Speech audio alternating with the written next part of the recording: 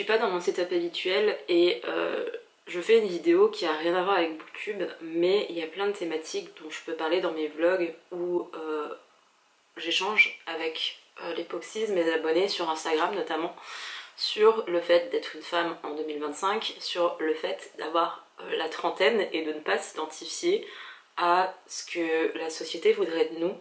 Et c'est des réflexions que j'ai souvent en privé avec des gens et je trouvais ça cool de faire une vidéo où je pourrais synthétiser tout ça, où vous pourrez potentiellement vous retrouver dans mon discours ou avoir des impressions différentes sur certains points, mais je pense qu'on est beaucoup d'entre nous à avoir la trentaine, peut-être que vous êtes plus âgé, peut-être que vous êtes plus jeune, mais être dans cette catégorie d'âge où il vous arrive plein de choses dans votre vie et que vous savez pas forcément comment gérer. Et il y a les attentes que la société a de nous et il y a la réalité d'un autre côté. Et vraiment, quand je me dis que j'ai 32 ans et que, je sais pas, quand j'étais plus jeune, j'avais 15-20 ans, je me disais à 30 ans, c'est l'âge où t'es marié, où t'as des enfants, où t'as un crédit pour ta maison, où t'as une voiture, enfin, je m'imaginais vraiment un grand jardin avec des chiens, quoi. Et c'est plus du tout ce que je veux, et surtout, en grandissant, en vieillissant, j'ai pris conscience que c'est pas ce que je voulais avoir, et que peut-être que la société dans laquelle on est aujourd'hui, elle nous a pas préparés dans notre enfance au changement qu'il allait avoir. Alors que la Gen Z et toutes les générations qui sont arrivées après sont un peu plus conditionnées au XXIe siècle. J'avais vu cette réflexion passer sur TikTok à plusieurs reprises, donc je ne sais pas quelle est la personne qui l'a dit initialement, mais c'était de dire que les enfants, les gens nés dans les années 90, avaient été élevés pour une société qui n'existe plus aujourd'hui. Et la première fois que j'ai vu ça, j'étais en mode oh, et j'avais été voir les commentaires et forcément comme je suis restée sur la vidéo, l'algorithme a fait son travail et je tombe assez régulièrement sur ce genre de constat de la part de gens qui sont trentenaires aujourd'hui ou qui s'approchent doucement de la trentaine. Et je regardais les commentaires des gens, des personnes qui argumentaient tout ça.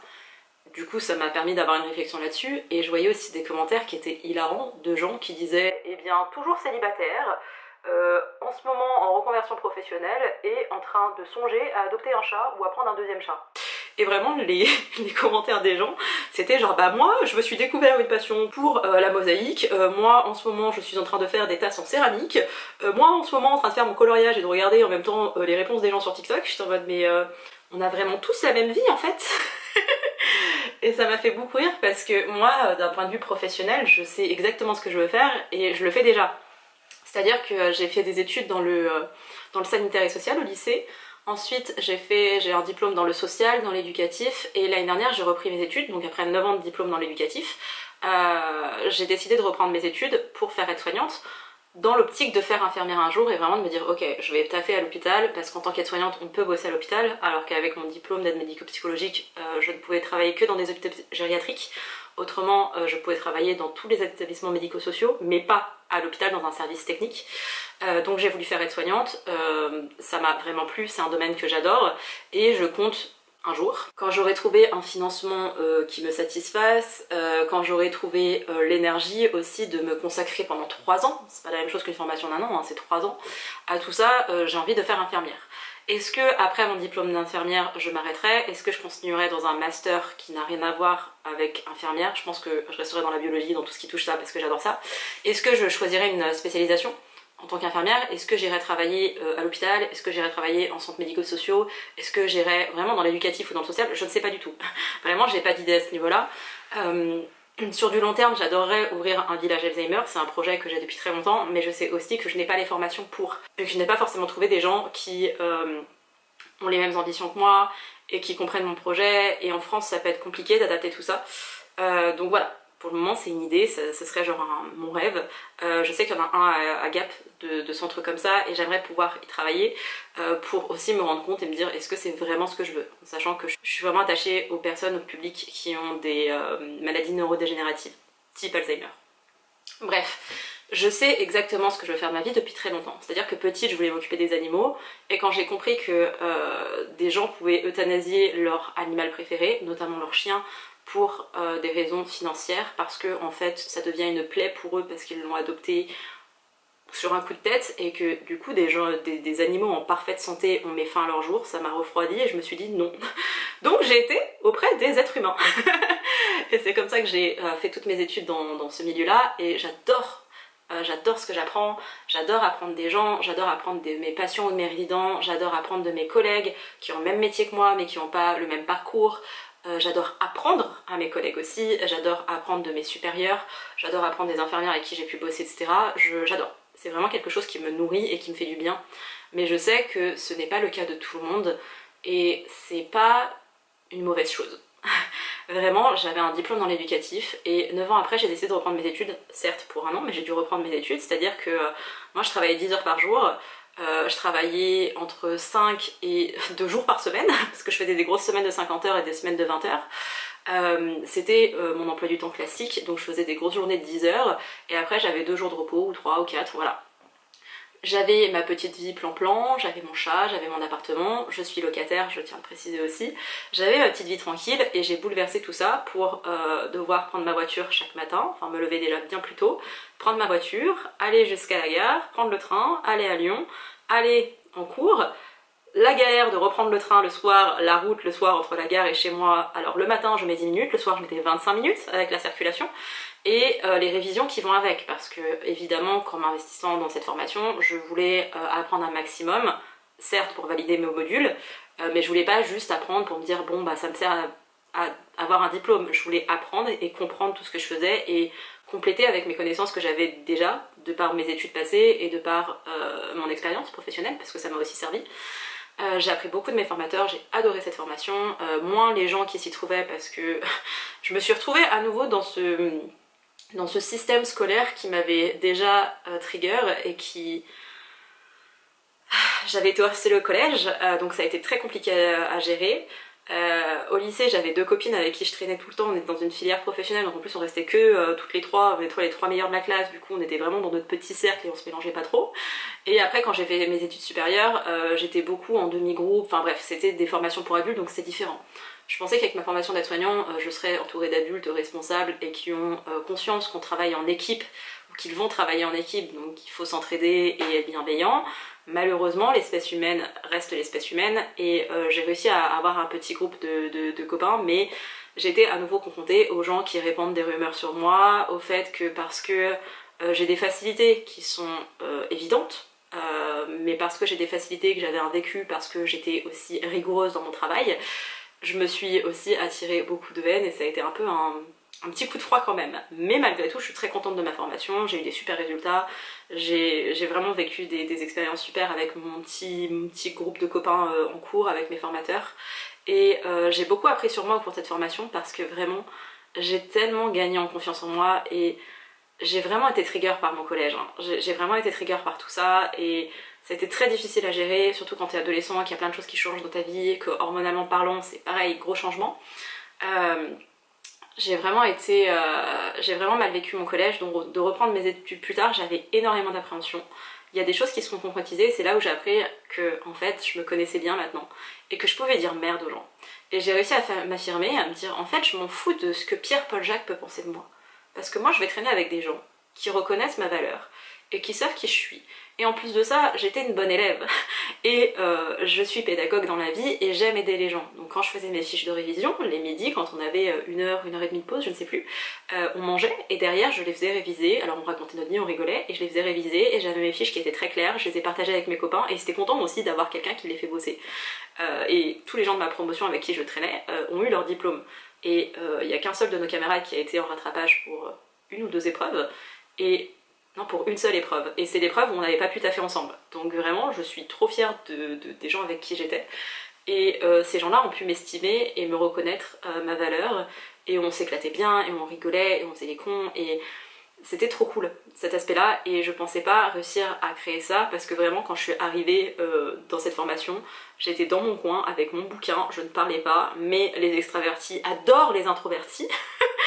Et à chaque fois que je me cale quelque part en me disant je vais être dans ma bulle et je vais être bien, un extraverti vient me voir et se dit oh là là, cette personne est toute seule, elle me fait de la peine, je vais rester avec elle. Et Écoutez, je ne sais pas si vous êtes pareil, mais moi à chaque fois je me fais happer par les extravertis où je leur fais pitié et que bah, finalement ça devient des super copains, mais trop d'énergie pour moi quand même, hein, j'ai besoin de mes moments de solitude. J'ai peut-être aussi cette construction sociale qui est différente des gens par rapport aux études, parce que moi ma maman a repris ses études à 38 ans. Elle n'avait pas pu faire les études qu'elle voulait plus jeune parce que ses parents ne lui ont pas permis et que bref, le système scolaire était différent dans les années 60-70 plutôt, parce qu'elle était adolescente. Elle a pu reprendre ses études à 38 ans, alors que mon frère et moi j'avais 9 ans quand elle a commencé à reprendre, et mon frère en avait 11. Donc on était quand même jeunes, alors un minimum autonome c'est pas quand on a 3-4 ans c'est clair, mais on était quand même jeunes et on avait besoin de notre mère, et pendant cette période-là, on l'a pas mal vécu, et encore maintenant quand ma mère en parle, elle dit que vraiment on a été cool et qu'on a été là pour elle et qu'on l'a moins sollicitée aussi pour qu'elle puisse étudier librement et avoir son diplôme, chose qu'elle a eue. Donc c'est vrai que quand vous avez un modèle dans votre vie où moi mon papa a fait des études, derrière il a travaillé, enfin il a fait son service militaire, il a travaillé, il est resté toute sa vie, il a fait toute sa carrière en fait dans la même entreprise, il a évolué dans son entreprise mais il est resté dans la même entreprise et il n'a pas voulu devenir cadre, c'était son choix. Là où ma mère, elle avait un certain diplôme qu'elle n'a pas utilisé, elle est partie dans une autre voie, elle a dû repasser un autre diplôme, elle a eu notamment une entreprise à son nom pendant un temps, et après elle est partie sur autre chose, elle est repartie dans le salariat. Elle a travaillé dans le domaine de la petite enfance, et parce qu'elle travaillait là-dedans, elle a voulu avoir un diplôme dans ce domaine-là pour pouvoir avoir un poste fixe. Et vraiment, quand vous avez des parents qui sont à l'opposé, en fait, mon père correspondait vraiment au standard, là où ma mère pas du tout, mais là où mes parents sont toujours soutenus, hein. C'est vrai que j'ai pas peur de reprendre mes études et j'ai pas forcément les mêmes appréhensions que peuvent avoir d'autres personnes que peut-être vous avez. Et c'est vrai que comme j'ai fait des formations pour adultes, et notamment à un jeune âge, c'est-à-dire que moi à 17 ans je débarquais en formation en mode je quitte le lycée, et comme je suis de fin d'année j'avais 17 ans, j'allais sur mes 18 ans, j'ai quitté le lycée, je suis arrivée dans une formation pour adultes où j'étais la plus jeune et où la personne la plus âgée elle avait 60 ans, et à 60 ans elle reprenait ses études pour faire une formation. Mes collègues, j'ai des collègues qui ont à peu près mon âge, maintenant j'ai même des gens plus jeunes, c'est très bizarre quand vous étiez avant le bébé du groupe et maintenant vous êtes genre presque la femme mature du truc quoi.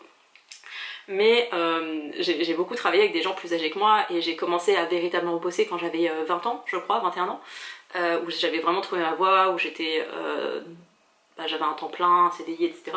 En sachant que ce n'est pas rare d'avoir un CDI quand on est dans le soin, hein.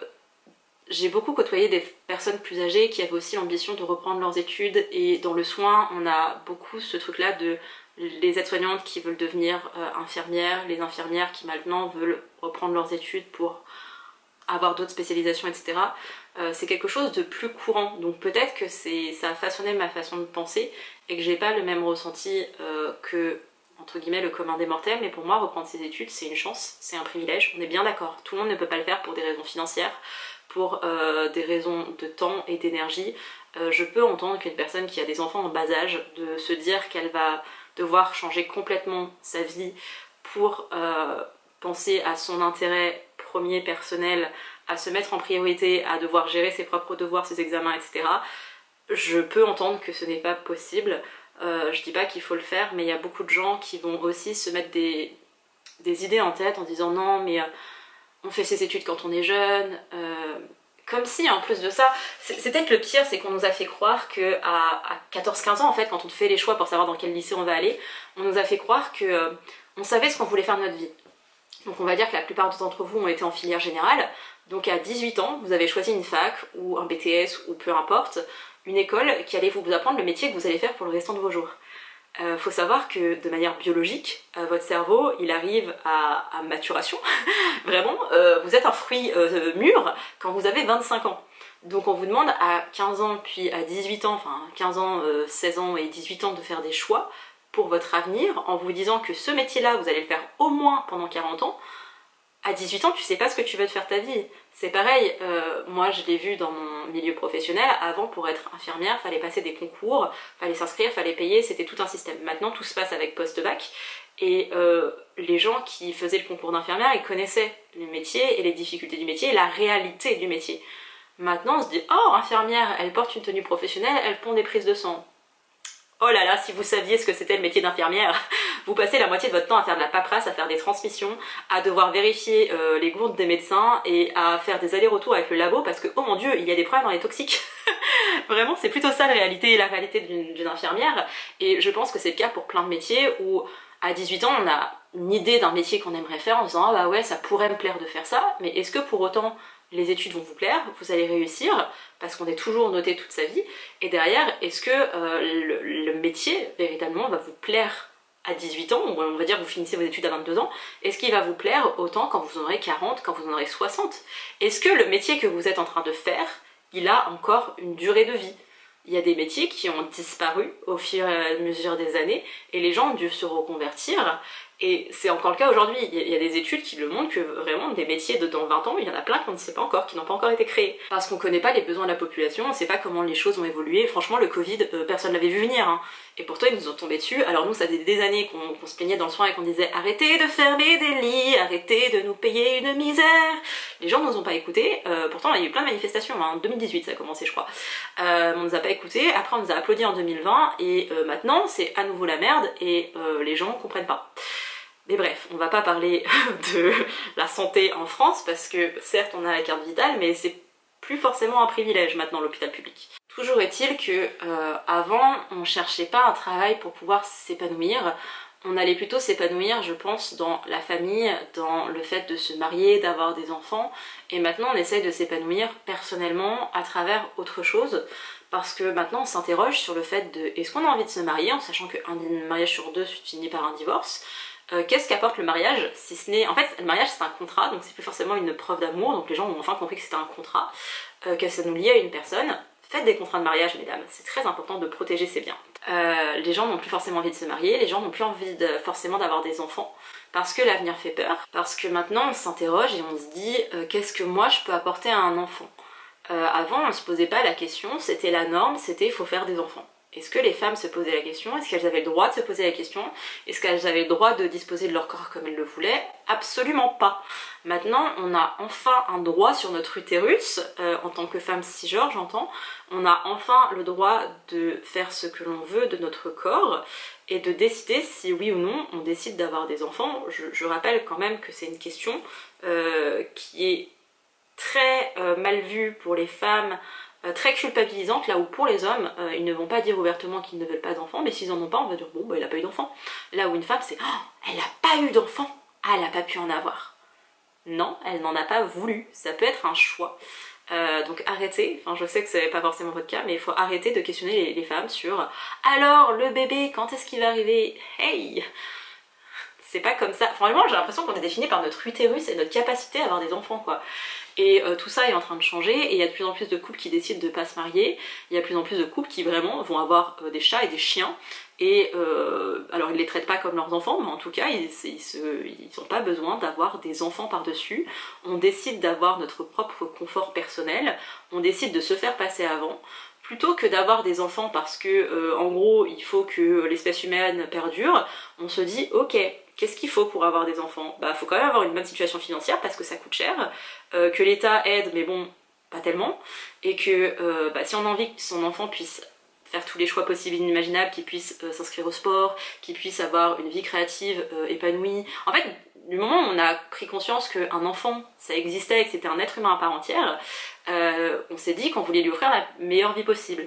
Et on n'a pas envie non plus de renoncer à son propre plaisir personnel, sauf que forcément quand tu as un enfant, t'es obligé de t'oublier en partie, ou en tout cas de te donner un peu moins de place pour donner plus de place à un autre être, ce qui est logique.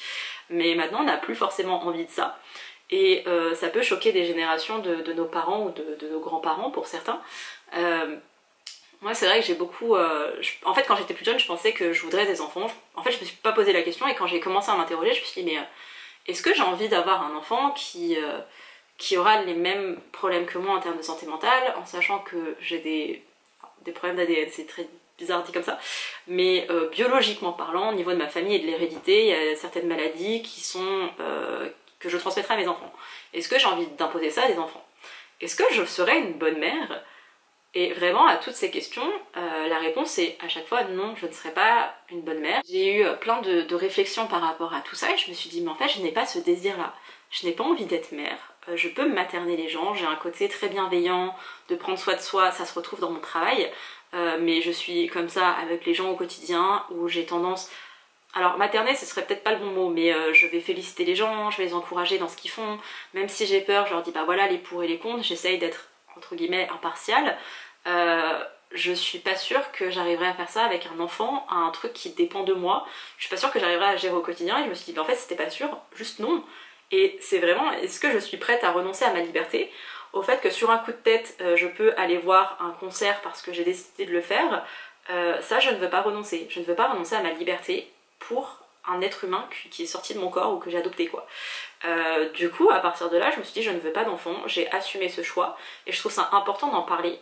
Et vraiment autour de moi, dans ma famille, je vais parler de mes parents parce que c'est ma famille la plus proche, mon frère n'a pas d'enfant non plus, du coup il est en mode bah il sait pas s'il en veut ou pas, après ça le regarde, c'est son choix, c'est personnel. Et moi quand je dis que je n'en veux pas, il est là genre bah tu fais ce que tu veux quoi. Mes parents, surtout ma mère, a eu quand même une période de... j'aurais aimé être grand-mère et du coup faut que je fasse le deuil du fait que je ne vais pas être grand-mère. Mais maintenant mes parents l'ont complètement fait, hein, ils savent que je ne veux pas d'enfant, ils connaissent une partie des raisons pour lesquelles je n'en veux pas. Je n'ai pas à me justifier sur mon choix de ne pas en avoir, de même que les gens devraient un petit peu plus s'interroger sur les raisons pour lesquelles ils veulent des enfants. Mais c'est vrai que mes parents ont dû faire ce deuil là de bah, je ne serai pas grand-parent mais ma fille n'aura pas d'enfant. Par contre j'avais un premier chat taurin qui est décédé maintenant et maintenant désormais j'ai adopté aussi Holden il y a 4 ans maintenant, bientôt 4 ans. C'est leur petit-fils. Vraiment, je dis, ah, il va chez papy et chez mamie. Ma mère, quand elle doit garder Holden, elle dit, ah, j'ai mon petit-fils ce soir. Ils le savent. L'équivalent de mes enfants, c'est mes animaux. Ça veut pas dire que je les infantilise et que je les traite... Holden est un chat.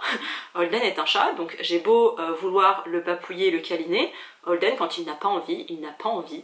Holden quand il a envie, c'est lui qui vient. C'est un chat, il est indépendant, il est autonome, mais un chat c'est pas non plus un tigre dans une savane, donc il a été domestiqué, et donc évidemment que il est proche de moi, et évidemment que je l'apprécie, évidemment qu'il dépend de moi aussi, mais pour autant, je le considère pas comme un enfant, je vais pas aller l'habiller, je vais pas aller le coucouner, voilà, c'est mon fils de manière spirituelle, mais j'ai bien conscience que ce n'est pas un enfant. Et je sais pas de combler mon manque d'enfant par un animal. C'est juste que j'adore les animaux, que je n'ai pas l'énergie, ni le terrain, ni l'argent pour avoir un chien, mais mon rêve d'avoir un chien, et des poules, et des chèvres. Donc voilà, pour le moment j'ai un chat, ça me demande assez de charge mentale comme ça, c'est beaucoup d'inquiétude, ça me demande beaucoup de gestion, mais je suis très heureuse avec mon chat. J'ai eu un chat en sachant que mes parents pouvaient le garder, déjà s'il m'arrivait quoi que ce soit c'est mes parents qui ont sa garde, et je sais que mes parents peuvent le garder et que vraiment quand Holden va chez son papy, il vit sa meilleure vie, parce qu'il adore ma mère, hein, mais mon père c'est son vieux vivant. Donc voilà, je sais qu'il a l'habitude d'aller chez mes parents, il les connaît, il connaît la maison, mes parents ils font tout. Mais vraiment c'est l'enfant roi chez mes parents. Moi je lui donne des règles, Holden c'est genre non, il reste pas à côté de moi quand je mange, il ne réclame pas, il ne fait pas ci, il ne fait pas ça. Chez mes parents il fait ce qu'il veut. Et il sait que quand je suis chez mes parents, par contre c'est pas la même. Ça me fait mourir de rire cette relation là. Mais je suis très bien avec mon chat et je vais respecter les gens qui décident d'avoir des enfants quand ils ont les capacités, alors d'une part financière mais pas seulement, aussi la capacité émotionnelle de les gérer. Et c'est pas le cas de tout le monde, et il y a beaucoup de gens qui ont des gamins pour aussi soigner leur trauma, parce qu'ils n'ont pas eu une famille et qu'ils veulent se créer leur propre famille. Je suis pas là pour juger les gens, je suis pas là pour dire que les gens ne devraient pas avoir d'enfants. Je peux penser ça, que vraiment l'espèce humaine si elle disparaît, je pense pas que ça fera du mal à la planète, mais ça c'est mon avis personnel, je vais pas aller exprimer mon avis auprès d'une personne que je ne connais pas, ou juste pour la faire culpabiliser. S'il y a des gens, des femmes, parce que là on parle entre femmes, s'il y a des femmes qui ont un désir d'enfant, et qu'elles décident de l'assouvir, qu'elles décident d'avoir des enfants et qu'elles arrivent à s'en occuper et à prendre soin d'elles en même temps, mais tant mieux. Enfin, je vais pas critiquer les gens sur un choix, alors je ne comprends pas pourquoi on va me critiquer sur le mien. Et vraiment, je pense que la remarque la plus lunaire qu'on m'a fait, c'était au travail. Alors c'était une personne qui avait bientôt la soixantaine. On en parlait avec des collègues, donc les plus jeunes étaient en mode bah pour le moment on veut pas de gamin, on verra quoi, mais pas forcément pas de désir d'enfant insoutenable quoi. J'avais une collègue qui avait eu une seule fille, elle me disait moi je respecte complètement ton opinion, elle me dit bah moi je me voyais pas ne pas être mère, mais j'entends complètement que tu n'aies pas ce désir là et que des femmes n'aient pas ce désir là, et ok quoi. Et j'avais une autre collègue du coup presque la soixantaine qui me disait qui va s'occuper de toi quand tu seras vieille? Et je me suis dit waouh, t'as fait 3 enfants, pour qu'ils viennent s'occuper de toi quand tu seras plus vieille. Déjà, oui, en tant qu'enfant, on a un devoir envers ses parents, même s'ils sont mal occupés de vous, de toute façon vous avez ce devoir-là à propos de vos parents, vous n'avez pas demandé à naître, mais vous leur êtes quand même reconnaissant, même s'ils ont fait n'importe quoi avec vous. Un peu lunaire quand même comme principe, mais surtout je me suis dit, on est en quelle année pour dire que tes enfants vont devoir s'occuper de toi d'un point de vue financier, je veux bien, mais autrement ils n'ont aucun devoir. Le nombre de gens que je vois dans les fratries qui se disputent parce que leur parent est âgé, vous imaginez même pas le nombre d'exemples que je pourrais vous citer où les frères et sœurs ne s'entendent pas parce qu'il est question d'héritage, parce que « Ah non, maman, elle avait l'habitude de faire ça, faut faire comme maman veut ». Il y en a qui acceptent pas la vieillesse et l'entrée en fait dans les institutions, ou alors l'entrée dans la dépendance, ou le fait qu'il faut s'occuper de la personne et qu'on peut plus la laisser conduire toute seule. C'est beaucoup de choses, hein. Et ton parent qui t'a élevé, qui t'a appris des choses et qui t'a permis d'être la personne que tu es aujourd'hui, bah, elle est en train de disparaître petit à petit parce que la personne, elle n'est plus capable de faire des choses et c'est à toi de t'occuper d'elle. C'est beaucoup de choses à faire, hein. Je suis pas là pour blâmer les enfants, hein, mais c'est vraiment, on a un devoir envers nos parents, mais il faut aussi comprendre que non, faut pas avoir des enfants en disant bah plus tard, quand je serai vieille, c'est eux qui viendront s'occuper de moi. C'est pas une raison louable et vraiment, pour moi, c'est pas une raison d'avoir des enfants. Les gens qui s'occuperont de moi plus tard, ce sera moi-même, ce sera des... Je sais même pas à quel âge jusqu'à quel âge je vais vivre, je ne sais même pas dans quelles conditions je vais vivre, mais vraiment, il y a des systèmes en France pour qu'on puisse avoir des soins, et si vraiment je suis un fardeau, on verra ce qui se passera, mais je vais pas faire des enfants en disant j'ai pas envie d'être le boulet de quelqu'un, parce que la peur de finir seule, de même dans cette idée de finir seule, être en couple, ça fait très longtemps que je suis célibataire, et franchement je me plais dans mon célibat. Il y a des moments où forcément j'aimerais avoir de l'affection et du soutien, forcément il y a des moments où je vois des trucs mignons ou même des amis, des couples d'amis, je suis là oh c'est vrai que partager sa vie avec quelqu'un ça change beaucoup de choses. Pour autant, est-ce que je serais capable actuellement de voir quelqu'un débarquer dans ma vie en sachant qu'il y a eu plein de changements dans mon existence? La réponse est non, je ne suis pas prête à ça. De même que j'apprends à m'aimer et à me faire confiance et à redorer l'image que j'ai de moi. Ça prend du temps, c'est long. Et je ne dis pas que si vous ne vous aimez pas beaucoup vous-même, vous ne pouvez pas aimer quelqu'un d'autre ou ce genre de choses. Je suis convaincue qu'on peut apprendre à s'aimer aussi à travers l'autre, ne pas vivre pour l'autre, mais de s'aimer aussi à travers l'autre et de se redécouvrir aussi en étant dans une relation. Et on peut très bien être épanoui en étant en couple, comme on peut être très bien épanoui en étant seul, et c'est complètement mon cas. Je ferme pas la porte à l'idée d'être en couple, mais je suis pas non plus obsédée par cette idée de oh faut que je trouve quelqu'un parce que je ne veux pas être seule, parce que je ne veux pas finir ma vie seule. Déjà être en couple, à ce que je sache, on est seul et on meurt seul. Vous pouvez très bien être en couple avec quelqu'un, la personne décède avant vous, donc vous serez quand même seul dans la fin de votre vie. Ou alors vous allez mourir et vous laisserez votre compagnon ou votre compagne seul. Donc déjà ce truc là je ne peux pas. Et il y a aussi toute cette idée de... alors peut-être que c'est plus associé au mariage, mais cette idée qu'il y a une seule personne dans votre vie, ou si on reste un certain temps avec cette personne, c'est que c'est la bonne, the chosen one, genre l'élu, et je suis pas d'accord avec ça. Moi j'ai des parents qui sont mariés depuis... attendez, j'ai quel âge? Mes parents sont mariés depuis 35 ans, c'est ça. Depuis 35 ans, ça se passe très bien entre eux, ils ont vécu plein d'épreuves, des choses très joyeuses comme des choses très tristes aussi. Ils ont réussi à évoluer tous les deux ensemble et à faire en sorte que, malgré tous les changements qu'il y a pu avoir, je vous ai parlé du travail de ma maman, je ne vais pas rentrer dans les détails de ma famille, mais il y a eu beaucoup de changements à tous les niveaux dans leur vie et dans leur existence, et ils ont réussi à évoluer ensemble, à faire le chemin ensemble. Et avant, j'étais convaincue que... sûrement parce que justement j'ai grandi dans un foyer sain avec des parents qui sont avérés être mariés avant que je naisse, vraiment la famille nucléaire dans toute sa splendeur, la famille traditionnelle quoi. Mais c'est vrai que d'avoir un exemple de parents mariés, heureux ensemble, amoureux et qui arrivent à surmonter des choses ensemble et à évoluer ensemble et à faire des trucs ensemble. Maintenant mon père est à la retraite, ma mère travaille encore et ils arrivent à se trouver du temps pour faire leurs trucs et en solo et ensemble. Enfin franchement, mes parents ont vraiment évolué ensemble et j'ai ce modèle-là avec mes parents, mais aussi avec plein d'autres couples dans ma famille. Mariés ou non d'ailleurs. Mais je sais que cette faculté-là, cette chose-là, c'est un travail. Il faut travailler pour son couple et il faut être aligné avec la personne avec qui on est. Si je m'étais mariée à 25-26 ans, ou si j'avais été en couple à 25-26 ans, mon couple n'aurait pas pu durer avec la personne que je suis aujourd'hui. J'ai beaucoup changé et j'ai eu besoin aussi d'être seule. Ça m'a appris beaucoup de choses sur moi et j'en parlerai un petit peu plus tard des diagnostics que j'ai pu avoir, mais c'est vrai que j'ai beaucoup évolué et vraiment je vois bien que même dans mon cercle d'amis, il s'est de plus en plus restreint parce que j'ai beaucoup changé, j'ai été capable de me remettre en question, j'ai appris beaucoup sur moi, j'ai été très longtemps en thérapie, j'ai fait différentes thérapies, j'ai eu différents psychologues. J'ai expérimenté la TCC, donc la thérapie cognitivo-comportementale, qui m'a fait beaucoup de bien. Et au fil des années, surtout, j'ai appris à me connaître et à savoir comment je fonctionnais. Et je vais toujours réajuster mon comportement, et il y a encore plein de choses que je vais découvrir dans la vie, donc je vais encore évoluer et changer. Mais c'est vrai que j'ai une bonne connaissance de moi. Et j'arrive vraiment à communiquer maintenant, alors qu'avant j'avais tendance à m'isoler pour tout et à jamais dire quand ça n'allait pas, et du coup à être toujours dans le mal ou en tension et à pas dire quand il y avait des choses qui me dérangeaient. Et maintenant j'arrive à dire écoute, ça m'a pas plu, ça me dérange et ça me blesse. Et d'exprimer mes émotions et mes sentiments, tout le monde n'en est pas capable. Déjà faut savoir identifier les émotions qu'on ressent au moment où on les sent, faut savoir prendre du recul dessus et se dire est-ce que c'était juste passager ou est-ce que vraiment c'est quelque chose qui me trotte dans la tête et je suis pas ok, j'ai besoin d'en parler avec la personne en face pour qu'elle l'entende, qu'elle me dise aussi comment elle se sent, comment elle a vécu la chose et qu'on travaille ensemble.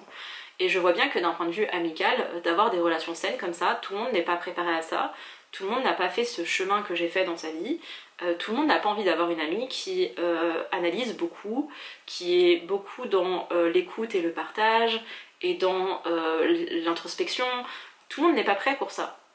Du coup mon cercle d'amis s'est réduit et c'est pas une bonne chose ou une mauvaise chose, c'est une réalité, c'est comme ça.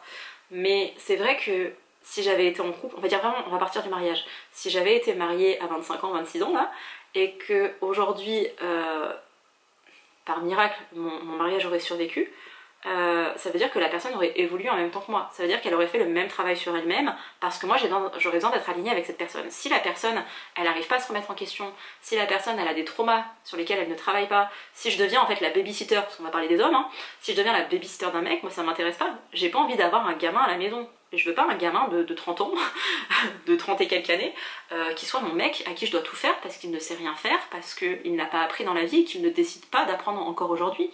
De même que j'ai déjà parlé de mon orientation sexuelle ici, je ne m'imagine pas forcément être avec un homme, j'ai pas du tout d'image, enfin je ne sais pas avec qui je pourrais être à l'avenir, je suis fermée à rien, dans le sens où je m'identifie comme pansexuelle, et pour moi c'est vraiment genre, des fois t'as un truc avec une personne, et peu importe son genre, peu importe son sexe, je m'en fiche, vraiment.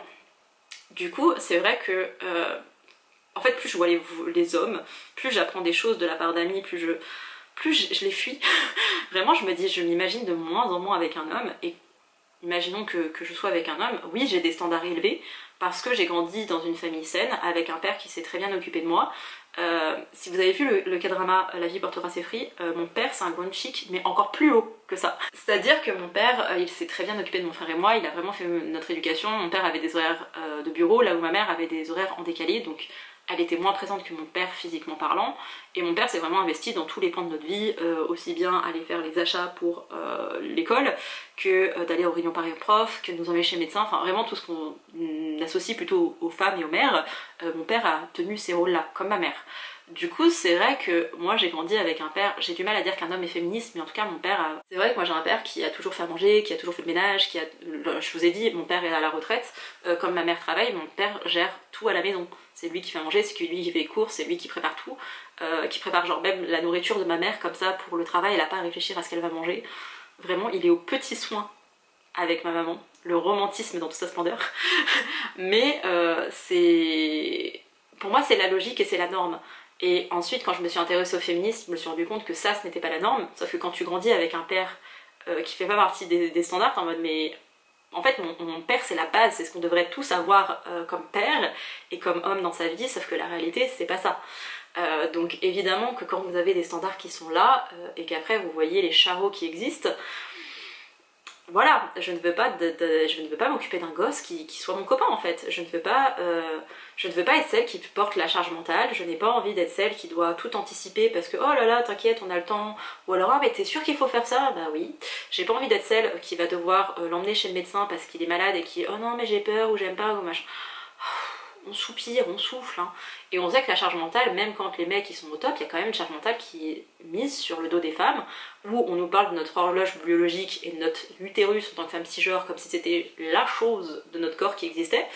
J'ai pas envie d'être soumise à ça, j'ai pas envie d'avoir toutes ces idées qu'on peut avoir de la part des autres en fait. J'ai pas envie de subir la société par rapport à ça. De même que je sais qu'en étant avec une femme ou une personne non-binaire, voire même une personne trans, j'aurai d'autres questionnements et je vais subir l'homophobie et une partie de la transphobie. Et ça non plus c'est pas ouf de vivre ça en 2025, ça changera rien dans mon couple, enfin ça changera rien dans mon couple. Je sais que fondamentalement si je ne suis pas avec un homme cisgenre, je serai forcément impactée et mon couple sera différent que si je suis avec un homme cisgenre. Donc j'ai conscience de ça, mais c'est quelque chose dont j'ai conscience.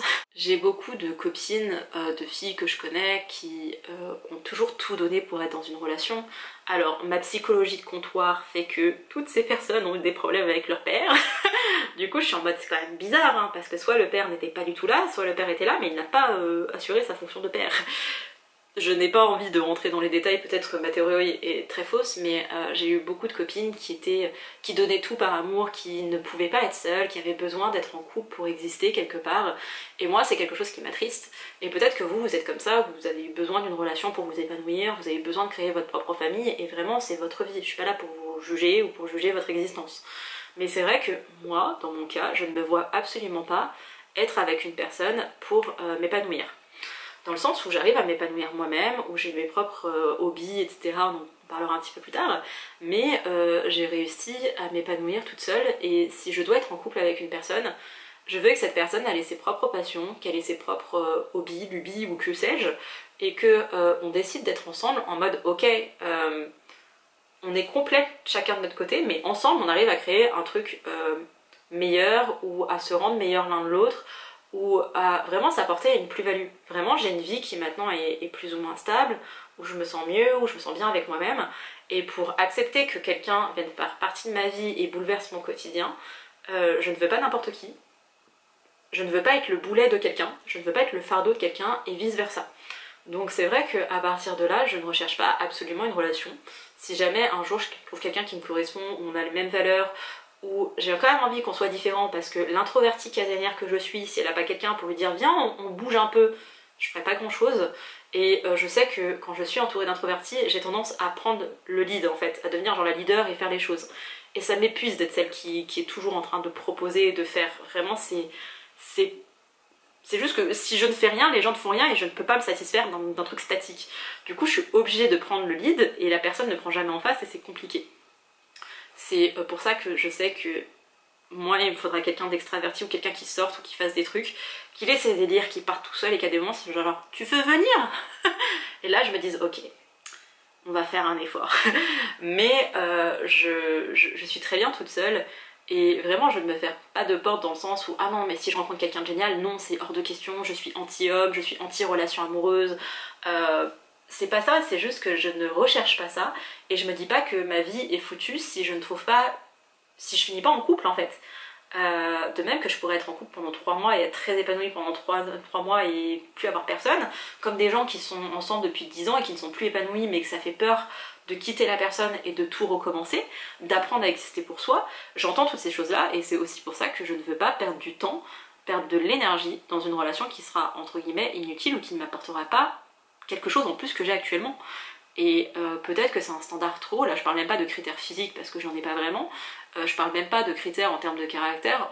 Si tu as confiance en la personne, et pour moi c'est la relation le plus important, si la relation est là, si la confiance est là, si la communication est là, si la confiance est là, pour moi on est déjà pas trop mal. Après il faut qu'on ait des valeurs communes et tout ce qui va avec, mais ça c'est de la logique, c'est en parlant avec la personne où tu vas trouver attirant ou non. Je suis pas forcément, vraiment j'ai pas ce truc avec le physique des gens, c'est vraiment est-ce qu'il y a un feeling ou pas quoi, c'est vraiment une question de ressenti dans mon cas. Mais bah déjà je suis assez isolée, on va s'en parler aussi, cette vidéo va durer 3 heures, mais je suis assez isolée donc c'est compliqué de rencontrer des personnes et c'est difficile d'avoir un truc qui se passe parce qu'on rencontre les gens à des moments clés qu'on n'a pas forcément. Moi je suis quelqu'un qui adore avoir des conversations profondes quoi, j'adore refaire le monde à 3 h du matin Et c'est compliqué de trouver quelqu'un quand vous allez aller en soirée, c'est compliqué d'avoir ça sur une appli de rencontre où on va pas sur des applis pour les mêmes raisons, on n'a pas les mêmes objectifs et on recherche pas forcément les mêmes choses, que j'adore passer par écrit, j'adore ça, genre vraiment ça me protège et je suis beaucoup plus avenante et beaucoup plus ouverte par l'écrit, mais en rencontrant quelqu'un, il y a des choses qui peuvent ne pas se passer, genre tout se passe bien à l'écrit, tu rencontres la personne, t'es là genre oh. Ça m'est arrivé, c'était quand l'année dernière, ouais c'est ça, c'était il y a un an, non, ça m'a un peu refroidi des sites de rencontres après ça, mais c'est vrai que je suis pas fermée à ça, mais je vis pas pour ça. Et j'en vis pas les gens qui sont en couple. Parfois, franchement, je suis plus dans cette idée de fantasme de couple peut-être un peu trop idéal, et c'est pour ça que j'adore les K-dramas où il y a de la romance, parce que c'est genre oh c'est impossible mais c'est mignon et ça réchauffe mon petit cœur de romantique. Comme des romances, il y a des romances toutes mignonnes où le mec il est parfait de A à Z et la meuf elle s'épanouit à sa manière et il lui laisse la place de s'épanouir et je suis là oh, c'est trop mignon. Moi si j'ai besoin de romantisme et de douceur dans ma vie, je vais aller regarder des dramas coréens, voire des dramas chinois. Je vais aller lire en fait, je vais aller regarder mes films préférés dont Love Actually, et je sais que c'est pas réaliste. Donc en fait la version romantique de moi qui est là genre ah j'aimerais trop avoir, je sais que c'est faux, hein. Je fais vraiment la distinction entre la réalité et la fiction, mais ça me fait du bien et ça arrive à me satisfaire en mode oh voilà j'ai fangirlé, j'étais tout émotionnée, j'ai pleuré toutes les larmes de mon corps et là je me sens bien et on peut passer à autre chose. Justement, on va parler aussi du fait de l'amitié, c'est une des thématiques dont j'avais parlé sur mon téléphone en stories. Je trouve ça super dur de se faire des amis du moment où tu quittes le système éducatif. Plutôt le système scolaire, mais vraiment quand tu quittes le lycée. Alors moi j'ai pas été à la fac donc c'est peut-être différent, il y a peut-être des gens qui en sortant de la fac ont eu le même truc, mais en fait comme tu vas avec des gens qui sont très différents quand tu vas en cours, potentiellement dans le lot tu peux avoir des gens qui te ressemblent. Alors moi je suis quelqu'un qui reste toujours dans mon coin, mais j'arrivais toujours à me faire un petit groupe, ou en tout cas avoir un duo, quoi, avoir une personne avec qui traîner, avec qui je m'entendais bien, avec qui je devenais proche. Mais ensuite les années sont passées, il y a des personnes avec qui je me suis disputée, il y a des personnes où la distance nous a éloignés, il y a des personnes où le temps nous a éloignés, des fois on a pris des chemins complètement différents. C'est vrai que j'ai du mal à me sentir alignée avec des gens qui maintenant sont mariés et ont des gosses parce que bah moi je suis pas dans cette situation là, et même si on m'adore et même si genre vraiment il n'y a pas de problème à ce niveau là, moi je sens un décalage, et quand on va me parler des problèmes du gamin ou de ah bah il se passe ça, on part en vacances mais il faut attendre les vacances scolaires, bah forcément moi je me sens pas impliquée et t'as envie de partager quelque chose avec tes amis, et quand tu dis hey si on faisait comme avant et on partait en week-end là comme ça j'en sais rien en Espagne, bah non, parce que du coup faut faire garder le petit, est-ce que le mari est ok pour s'en occuper, est-ce que lui il a passé ce truc de son côté, en fait il y a le gala d'école et c'est plein de trucs où tu te dis bah il n'y a plus la spontanéité que t'as quand clairement t'es célibataire quoi, et que t'as pas d'enfant surtout. Et là je parlais d'amitié IRL, donc maintenant on va parler des amitiés sur internet. J'étais sur internet, j'avais 13 ans les gars. J'ai commencé à me lier d'amitié avec des gens à peu près à cet âge-là, et vraiment vers mes 16 ans ça a explosé, et à mes 18-19 ans pareil. Parce que les Jonas Brothers, parce que One Direction, parce que plein d'autres groupes par la suite. Maintenant, alors la K-pop, j'ai pas d'amis qui sont fans de K-pop comme moi je peux l'être, aussi à cause de mon âge. On va s'en reparler, hein, vous inquiétez pas de cet âge. Mais par rapport à la Corée et à la littérature sud-coréenne, j'ai rencontré quelques personnes qui aiment les mêmes choses que moi. Donc forcément, sans trop d'intérêt en commun, on a plus de choses auxquelles on peut relate. On se retrouve plus, on va regarder les mêmes documentaires, les mêmes séries, quand on va parler des différences culturelles qui nous plaisent, ou de la nourriture, parce que vraiment la nourriture asiatique est incroyable, que ce soit de l'Inde jusqu'au Vietnam quoi. Vraiment il y a des plats qui sont vraiment bons, et j'adore partager ça, et je sais que les gens y comprennent aussi, et on se donne nos petits tips pour les recettes, et c'est genre ah t'as fait ça, oh là là c'est envie, ah j'étais dans tel restaurant. Bref, on a nos petits centres d'intérêt en commun, mais ça reste des choses sur internet. Et internet a ses limites, c'est-à-dire qu'il faut aussi après se donner les moyens financiers, en termes d'énergie, de temps, pour aller se voir à droite à gauche, parce que j'ai le malheur d'être très éloignée de beaucoup de gens. La seule personne qui est proche de chez moi, alors que j'ai connue pour de vrai, en IRL, mais qui me connaissait parce que mes réseaux, et maintenant il n'est plus du tout question d'internet ni pour elle ni pour moi, enfin il n'en a jamais vraiment été question, c'est Aurélie qui ne veut pas apparaître sur mes vidéos, qui ne veut pas du tout apparaître sur les réseaux, chose que je respecte complètement. Mais c'est vrai qu'on a cette passion commune, mais elle habite à Lyon, moi je suis pas sur Lyon même, faut s'organiser, et on est aussi deux casanières, donc faut aussi sortir de chez nous, et on est entre guillemets vite fatigué, puis c'est genre on a envie de le faire, mais des fois par flemme, parce que la vie passe, genre, notamment là elle était en vacances, ça fait déjà une semaine qu'elle est en vacances, j'arrive pas à me dire tu te poses, tu l'appelles, tu fais un truc. Parce que j'ai toujours un truc à faire et que le temps passe. Et comme je suis en arrêt, le temps passe encore plus vite. Et leurs vacances sont pas éternelles, là où mon arrêt commence à durer aussi. Mais bref, c'est compliqué de...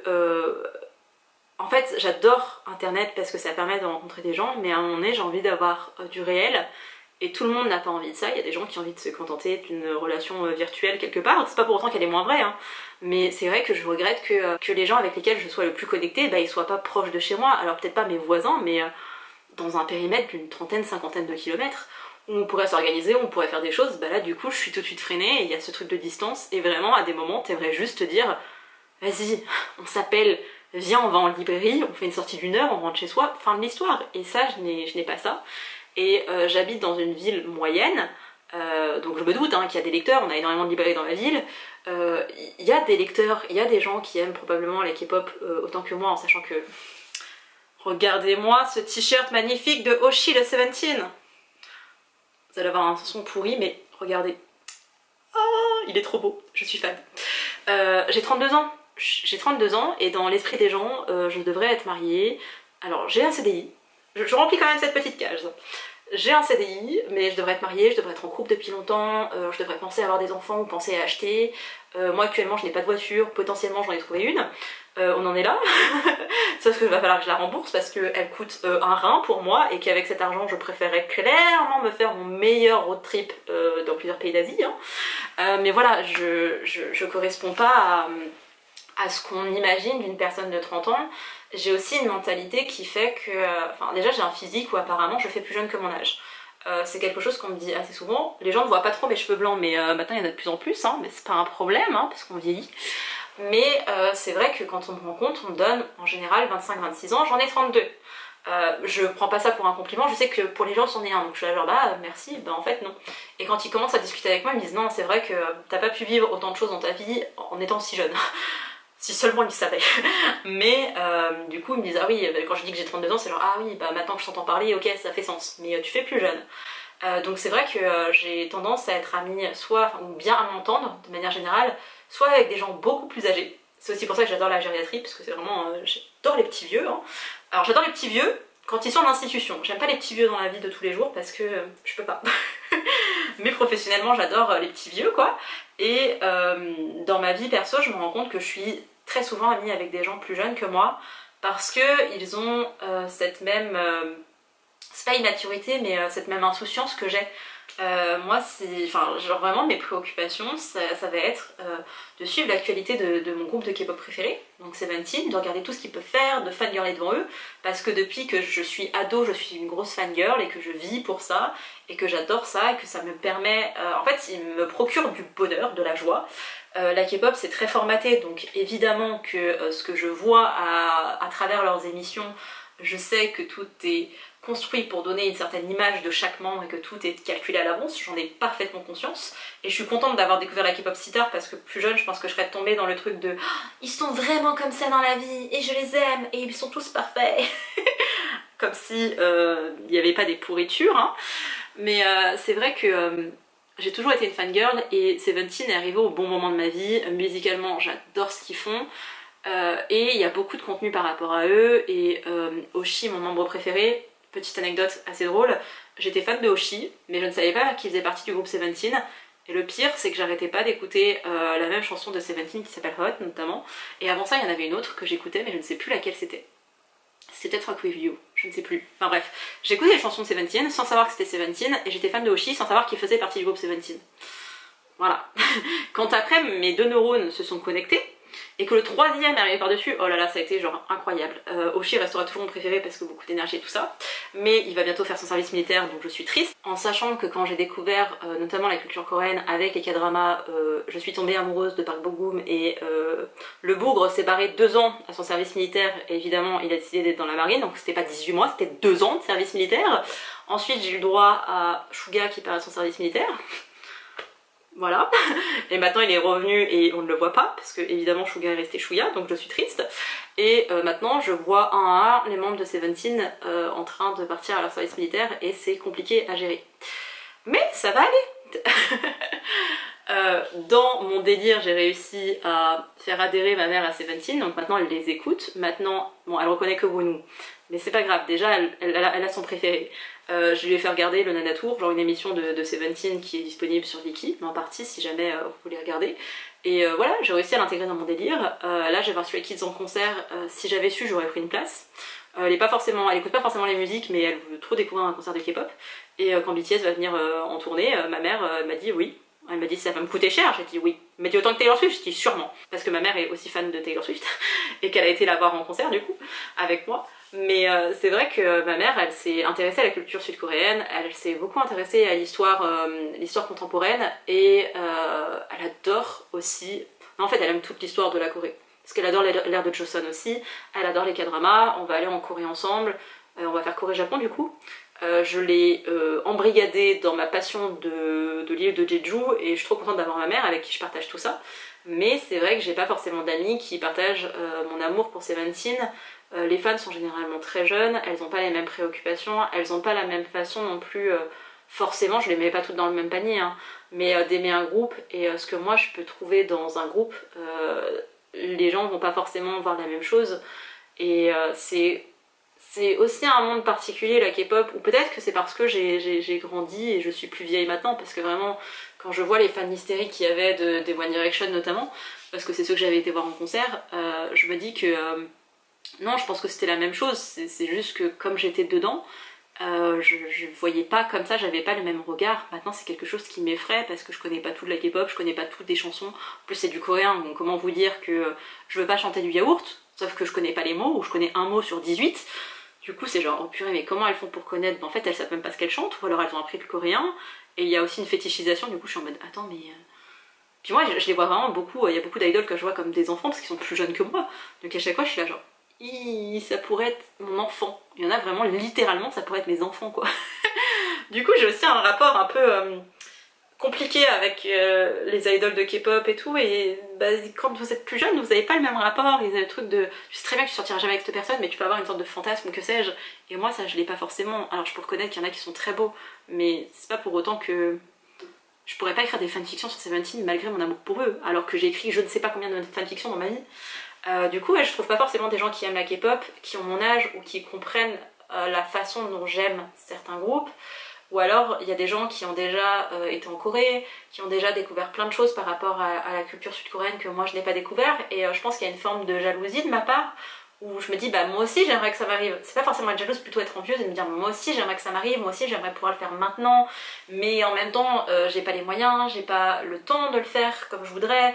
Je veux apprendre le coréen, en tout cas en partie avant d'aller là-bas, donc ça demande aussi du temps, ça demande de l'énergie, ça demande des moyens aussi, même des cours. C'est plein de petites choses comme ça où je me dis c'est pas le bon moment, mais quand je parle avec des gens qui ont déjà été en Corée, ah bah moi en Corée j'ai fait ci, j'ai fait ça, bah en France ça a rien à voir. Oui, sûrement, je dis pas le contraire, mais moi du coup j'arrive pas à relate à ça. De même que j'aime la littérature sud-coréenne, en France il n'y a pas énormément de gens qui adorent ça. Il y en a quelques-unes de personnes, mais bah, elles sont pas majoritaires.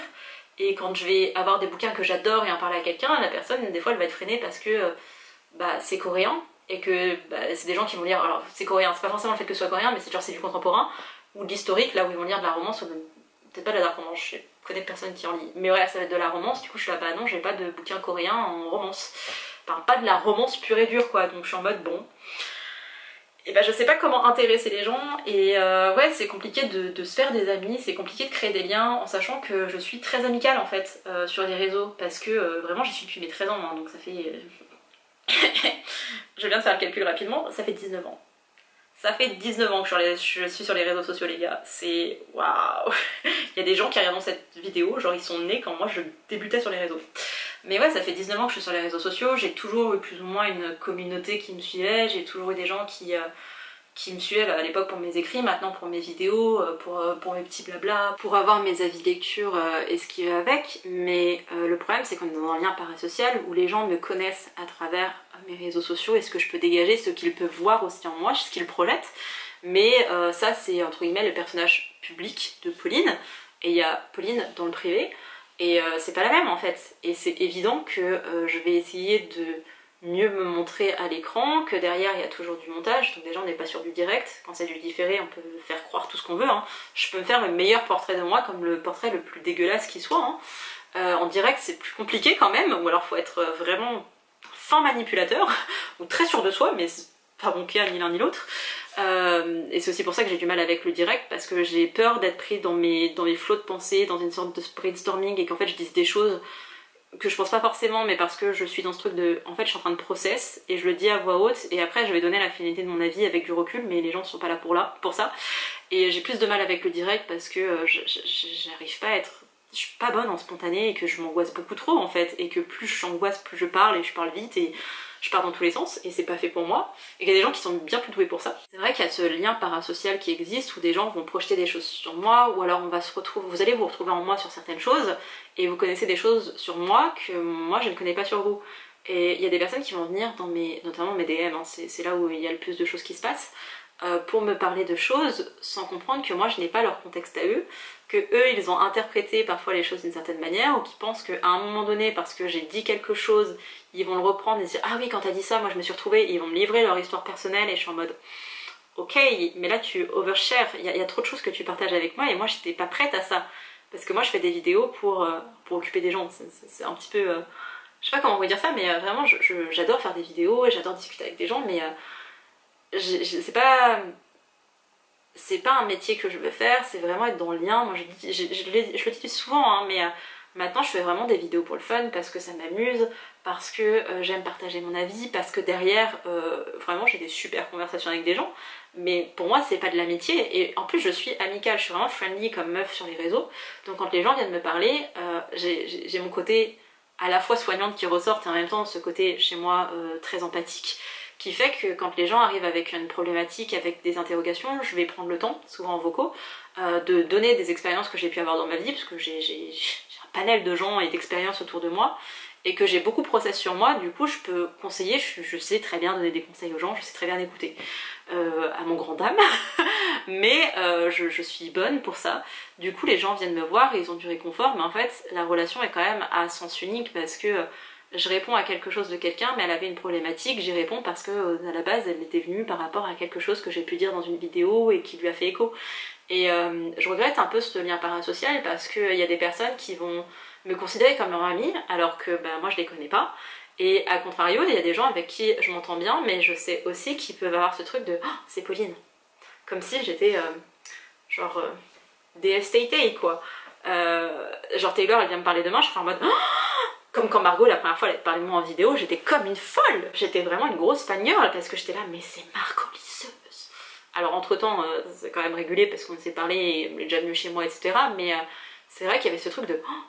Et après il faut passer ce cap là, il y a des gens qui n'arrivent pas à le passer, et même moi des fois je suis en mode c'est quelqu'un avec qui j'adore discuter, mais il manque ce petit truc, parce que peut-être qu'on se ressemble pas assez et que ça le fait juste pas et qu'on deviendra pas amis. Il y a des gens, il manque juste ce truc de différencier, genre Pauline des réseaux et Pauline de la vie de tous les jours, parce qu'il y a des gens vraiment, on pourrait très bien être amis, mais parce que t'as un pseudo-statut, hein, t'as envie de te protéger, et vraiment je me suis déjà fait avoir en faisant rentrer quelqu'un dans ma vie, où je pensais qu'elle avait compris qu'il y avait la Pauline des réseaux et la Pauline de la vie de tous les jours, et en fait non, elle a mélangé les deux, et ça a donné quelque chose de pas ouf, hein, enfin vraiment... Alors je vais pas dire que j'ai été détruite par cette amitié, faut pas exagérer non plus, mais c'est vrai qu'il y a eu ce moment où je me suis dit peut-être que je suis pas assez claire avec les gens, et c'est pour ça que je le répète assez régulièrement, et les gens qui me suivent depuis longtemps me disent Pauline, t'as toujours été claire sur le lien parasocial, sur le fait qu'on ne te connaissait pas véritablement, que c'était vraiment les réseaux qui faisaient ça, qui généraient ça, et que tu ne cherches pas à cultiver ça, c'est juste un fait qui arrive, et tu sais mettre des distances quand il y a besoin, et justement, enfin genre c'est pas toi le problème, alors que je me suis beaucoup culpabilisée pendant un temps avec ça. Mais oui, des fois, même quand il y a vraiment un truc qui se fait avec les gens, il manquerait, genre, eux qui passent le cap de on arrête le truc de oui, il y a Pauline qui fait des vidéos et il y a Pauline de la vie de tous les jours, et c'est à cette Pauline-là que tu parles. Mais ouais, c'est compliqué parce que je veux me protéger, je veux pas devenir la copine de tous mes abonnés, parce que des abonnés restent des abonnés, je vous dis, lien parasocial, hein. Mais il y a des abonnés qui peuvent devenir des amis, il y a des amis qui sont devenus des abonnés, je pensais pas que ça allait être dans ce sens-là, mais ça a pu aussi arriver. C'est très drôle dans ce sens-là, parce que vraiment j'étais en mode je veux pas mélanger ma vie privée et tout, et dernièrement on a pu me trouver sur les réseaux où des gens sont un peu intéressés à ce que je faisais, et j'étais là, en fait je suis ok parce que c'est des gens que j'apprécie, et je sais qu'ils vont pas mal prendre les vidéos, les interpréter, ou faire une psychanalyse sur moi quoi, donc Mais c'est vrai que c'est compliqué aussi ce rapport-là, c'est qu'on se dit ah bah tu t'exposes, tu dois avoir plein de gens qui viennent te parler, ouais mais déjà tu sais pas si les gens viennent te parler par intérêt, parce que ça m'est déjà aussi arrivé notamment à l'époque où en 2020-2021 quand ma chaîne a vraiment décollé et que j'avais une grosse audience etc. Et aussi des copains, copines assez connus et assez implantés, il y a beaucoup de gens qui venaient pour parler avec moi par intérêt parce que d'un seul coup j'avais genre je commençais à monter, donc il fallait être copine avec moi à ce moment-là, ou parce que justement j'avais des copines qui étaient connues, donc c'était en mode on va se rapprocher de Pauline pour être proche d'elle, sauf que moi je les vois venir ces gens-là, mais on n'est jamais à l'abri d'une surprise de il y a quelqu'un que tu pensais être honnête et finalement bah, cette personne ne l'est pas. Et j'ai envie de croire que je suis assez lucide là-dessus et que je vois plutôt bien venir ces gens-là, mais bah, on peut toujours se faire avoir, et ouais je pense qu'il y a toujours une méfiance de mon côté, il me faut plus de temps je pense pour accorder ma confiance avec tout ça, mais voilà, c'est difficile de se faire des amis IRL, je trouve que quand t'es sur les réseaux sociaux c'est aussi compliqué, parce que bah, se retrouver en tant que lecteur quand tu produis pas toi-même du contenu, c'est pas forcément évident. Quand tu produis du contenu, t'as un rapport de force et le lien de parasocial qui se crée, donc en fait t'as pas d'avantage. Tu comme ça c'est un peu fataliste, mais ouais je trouve ça compliqué de se faire des amis quand tu quittes l'école et que t'es pas quelqu'un d'extraverti, et si t'as pas des gens qui te... Ouais, vraiment, si t'as pas un job qui fait que vous avez tous à peu près le même genre de caractère, quoi. Après, j'ai des copines qui bossent en bibliothèque ou en librairie, elles ont une passion commune pour les livres et la lecture, pour autant, elles n'ont pas de copines sur le lieu de travail, donc c'est même pas forcément vrai ma pseudo-théorie ou l'idée que je peux en avoir, mais c'est compliqué de se faire des amis, c'est compliqué de trouver quelqu'un avec qui être en couple et de se sentir bien et de pas s'oublier, de trouver un bon équilibre. C'est compliqué de s'épanouir dans son travail et de trouver sa voie, et c'est compliqué de faire accepter aussi aux gens autour de soi qu'on prend des risques modérés. Alors si vous êtes quelqu'un qui claque tout du jour au lendemain, qui commence une nouvelle vie ailleurs et que vous faites ça tous les 4 matins, je peux comprendre l'inquiétude de vos proches, hein. Mais c'est leur inquiétude à eux qu'ils projettent sur vous, mais c'est pas... je vous laisse faire votre vie quoi. Mais c'est vrai que c'est pas parce qu'à un moment donné vous avez pu vous épanouir dans quelque chose et qu'après vous le faites plus que ça vous condamne, et ouais il y a beaucoup de pression dans la société par rapport à ça.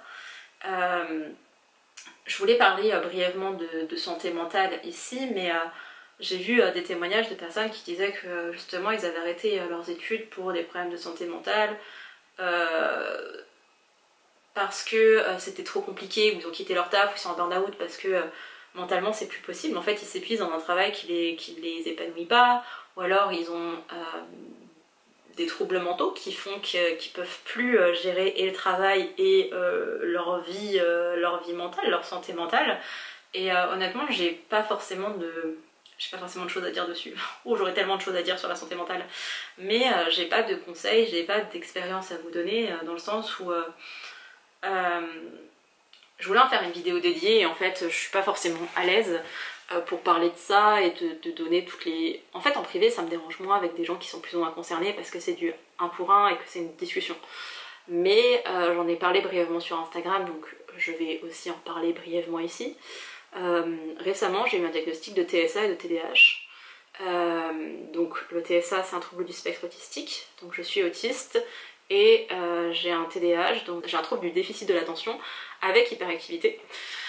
Le problème c'est que en tant que femme, les femmes sont beaucoup moins détectées que les hommes, les petites filles sont beaucoup moins détectées que les petits garçons, et c'est quelque chose avec lequel vous naissez. C'est pas une pathologie psy, ça apparaît à la naissance, c'est quelque chose, vous êtes né comme ça, votre cerveau fonctionne différemment que la norme.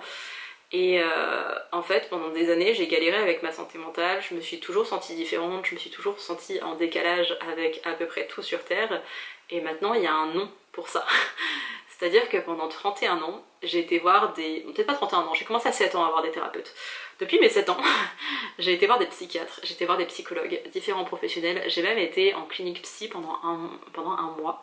Et malgré tout ça, on ne m'a pas détecté quelque chose qui est là depuis toujours. Et je vous avoue que je suis en colère contre le système parce que déjà quand j'ai été en dépression, j'avais 13 ans.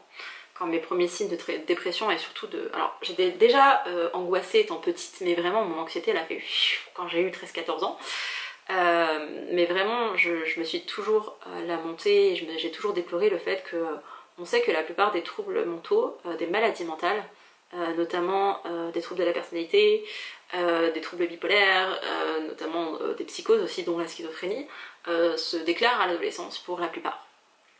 Et pour autant, le gouvernement et les pouvoirs publics ne font rien pour mettre en place des aides véritables pour les jeunes, pour qu'ils puissent s'exprimer, parce que déjà ce serait bien de détecter le plus tôt possible des maladies mentales, des troubles mentaux sévères, parce que plus on prend en charge tôt ce genre de troubles, plus on arrive à trouver des traitements adaptés où la personne a moins de souffrance possible, c'est quand même le but. Il y a de plus en plus de personnes qui vont pas bien, qu'on n'écoute pas. La dépression, on a trop tendance à dire oui, les gens s'ils doivent rester dans leur lit, ils font plus rien. C'est faux. Allez voir le DSM-5. Faut remplir 5 des 9 critères. Le fait d'être apathique et de rester dans son lit, c'est pas un critère qui est noté comme ça. C'est plutôt une conséquence d'un manque de motivation et d'une perte d'intérêt. Mais tous les gens qui sont dépressifs ne passent pas leur journée dans leur lit. Toutes les personnes qui passent des journées dans leur lit ne sont pas forcément dépressives. Vous pouvez passer une journée dans votre lit, notamment, c'est mon cas. Il m'arrive de passer des journées entières dans mon lit à ne rien pouvoir faire parce qu'en fait, j'en ai beaucoup trop fait avant, que je me suis épuisée mentalement parlant et physiquement parlant et que mon corps il refuse de me répondre. Donc j'ai besoin de dormir beaucoup, j'ai besoin de me reposer, de me ressourcer et le lendemain ou 2 jours après, ça va mieux et je peux reprendre une vie plus ou moins normale. Donc ouais, il y a beaucoup de choses et de méconnaissances, surtout sur les sujets. Il y a beaucoup de gens qui donnent des fausses informations sous prétexte en fait qu'ils ont vécu une certaine... on va dire les termes, hein. Il y a des gens qui... Je l'ai vu sur TikTok mais je l'avais déjà vu avant sur YouTube. Il y a des gens qui font une dépression ou qui ont des troubles anxieux et qui disent ça c'est la dépression, ça c'est les troubles anxieux. Et ils n'entendent pas que leur dépression et leur trouble anxieux se manifestent d'une certaine façon chez eux, mais que c'est pas parce que ça se manifeste pas de la même manière chez le voisin que ça n'existe pas. C'est juste qu'on est tous différents, et comme j'ai déjà fait des dépressions dans ma vie, que je suis quelqu'un d'anxieux, maintenant je sais que mes dépressions entre guillemets atypiques qui étaient beaucoup tournées sur de la fatigue extrême et de l'angoisse, c'était plutôt des burn-out, donc des shutdowns et les meltdowns, qu'on appelle ça comme ça dans le milieu de la neurodivergence, et en fait c'est complètement ça. Sauf qu'à l'époque, on n'a pas pris le temps, pourtant je les donnais bien mes symptômes, mais on prend pas le temps d'analyser, de se dire peut-être que c'est pas un trouble mental, peut-être que c'est un TND, un trouble neurodéveloppemental, qui n'a pas été détecté, notamment parce que c'est une fille. Donc ouais, il y a beaucoup d'injustices par rapport à ça, je sais que je suis beaucoup en colère par rapport à ça, je suis en colère contre le système, je suis en colère contre le système par rapport au TND, mais pas seulement. Je trouve ça aberrant que des jeunes soient en souffrance mentale et qu'on les laisse comme ça. Je trouve ça aberrant que des personnes âgées, qu'il y ait autant de personnes âgées qui soient dépressives et que, à part leur donner des traitements, on fait rien. Je suis pour les traitements, j'ai aucun problème avec ça. Je suis pour les psychotropes. Comme ça on dirait oh, ouais, vive les psychotropes. Non mais vraiment il y a plein de molécules qui existent. Maintenant on fait même appel à des antidépresseurs qui existent depuis les années 70, genre des vieilles générations, des trucs qu'on faisait plus du tout en France. On est quand même en train de recommencer à en donner à des patients qui sont plus résistants aux épisodes dépressifs, etc. Il y a plein de choses qui sont faites. De même que la dépression, ça peut être une maladie comme ça peut être le symptôme d'un trouble. Vous pouvez traverser des phases de dépression justement à cause d'un TND qui n'a pas été détecté et du coup vous êtes en suradaptation tout le temps et c'est compliqué.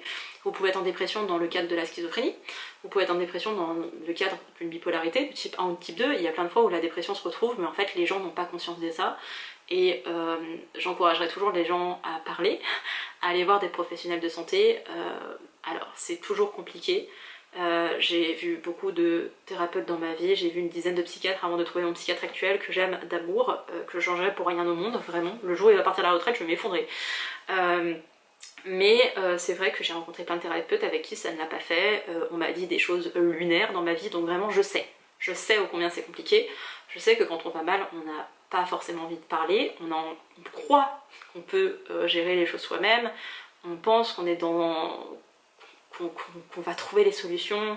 Il y en a qui vont les trouver avec le sport et le sport va leur suffire parce que j'ai pas envie de dire leur épisode dépressif n'était pas si important, c'est pas ça, mais ils avaient besoin d'une occupation, vous avez besoin d'être boosté à quelque chose. Il y a des gens qui vont masquer avec tout ça, ils vont un petit peu pour oublier le fait qu'ils aillent mal, ils vont compenser avec d'autres choses, hein, alors avec des addictions quelles qu'elles soient. Mais c'est vrai que la première personne qu'on a tendance à aller voir, c'est le médecin traitant, le médecin généraliste qui fait une médecine générale et donc son travail c'est de pouvoir ensuite vous orienter. Le problème, c'est qu'il y a une relation de confiance qui peut s'instaurer avec le généraliste. Le généraliste n'est pas forcément formé aux troubles psy et vraiment, c'est la première personne à qui vous parlez. Vous décrivez des symptômes de dépression. Alors, si vous avez un bon médecin, il va vous faire passer des tests, donc ça prend du temps, etc. Vous faites ça en cabinet avec lui pour déterminer justement si vous vous trouvez dans un épisode dépressif ou dans un cas de déprime.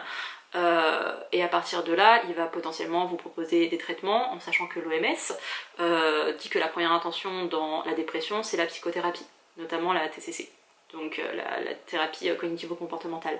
Donc à partir de là, on va vous donner des traitements, potentiellement, qui peuvent agir sur vous, mais ce qui fait vraiment du bien, c'est d'avoir un psychologue. Je sais, ça coûte de l'argent. Le dispositif psy, voilà, il n'est absolument pas approprié, que ce soit pour les patients, parce qu'en fait une demi-heure en thérapie, ce n'est pas suffisant, et pour les professionnels, parce que en fait ils sont mal rémunérés, c'est un casse-tête pas possible pour eux de faire tout ça. Il faudrait vraiment reconnaître un bac+5 quand même, en psycho pour les psychologues cliniciens. Mais écoutez, le gouvernement a voulu tenter de faire quelque chose, il y a un truc, une option qui est plus ou moins gratuite, donc on prend quand même, mais on sait très bien que la solution, voilà, il faudrait investir et ils n'ont pas envie d'investir, donc ça me révolte.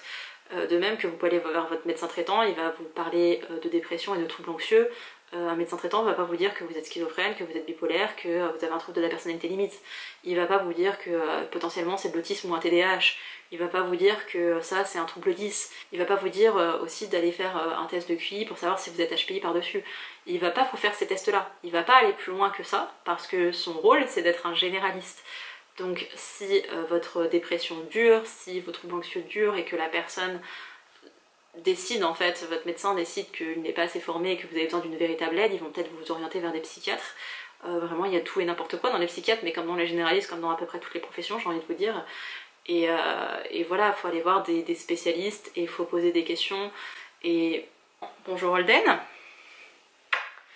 Potentiellement, il y a plus qu'une dépression pour vous. Potentiellement, vous êtes plus qu'en dépression. Potentiellement, votre trouble anxieux, il est généré par quelque chose de traumatique et qu'il faut creuser derrière. Et les traitements ne feront pas tout. C'est vraiment du cas par cas et je suis pas là pour vous dire il faut absolument... Si je suis du genre à dire il faut aller en thérapie, je sais que c'est un coût, mais vraiment investissez sur votre santé mentale, investissez sur des thérapies, investissez sur vous-même parce qu'il y a plein de vos problèmes qui pourraient être résolus avec une meilleure confiance en soi, une meilleure estime de soi et des connaissances de soi et vraiment c'est important les thérapies. Mais je sais que c'est un privilège et je vais absolument pas mentir là-dessus. Il y a des périodes de ma vie où j'aurais besoin d'aller en thérapie mais je n'ai pas pu y aller. Et il y a des périodes de ma vie où j'ai été en thérapie parce que aussi mes parents ont pu payer mes traitements. Parce que quand je devais aller voir la psychologue 2 fois par semaine, comment vous dire que personnellement je pouvais me payer... En fait je ne travaillais pas à l'époque donc je n'aurais clairement pas pu me payer une psychologue à ce moment-là. Mais bref, si vous avez des doutes concernant votre santé mentale, si vous vous posez plein de questions, si vous sentez que votre suivi avec votre généraliste n'est pas suffisant, qu'il n'y connaît pas assez bien, allez voir des psychiatres. Il y en a plein sur internet. Allez sur Doctolib, vous verrez, il y en a qui téléconsultent. Renseignez-vous autour de vous aussi pour savoir lesquels sont plus ou moins bien, avec qui ça colle bien en termes de vos proches, parce que c'est toujours mieux d'avoir des avis. Sachez qu'il faut trouver son thérapeute, que ce soit un psychiatre comme un ou une psychologue, et que parfois il faut en voir plusieurs, et que c'est long, et que potentiellement vous allez tomber sur des gens qui sont pas bien formés, pas bien intentionnés, qui font mal leur travail, et c'est dur de se prendre une bâche quand on ne va pas bien. Et derrière on a tendance à vouloir tout abandonner et à se dire que en fait genre c'est nous le problème et bref ça sert à rien d'aller voir des psys ou que sais-je, mais en fait non, c'est qu'il faut trouver la bonne personne qui nous correspond et c'est difficile, il n'y a pas de thérapeute, on ne va pas réécrire l'histoire, on le sait, mais vraiment c'est tellement important. Et je l'ai bien vu parce que je vous ai dit, j'ai eu un diagnostic de TSA et de TDAH récemment.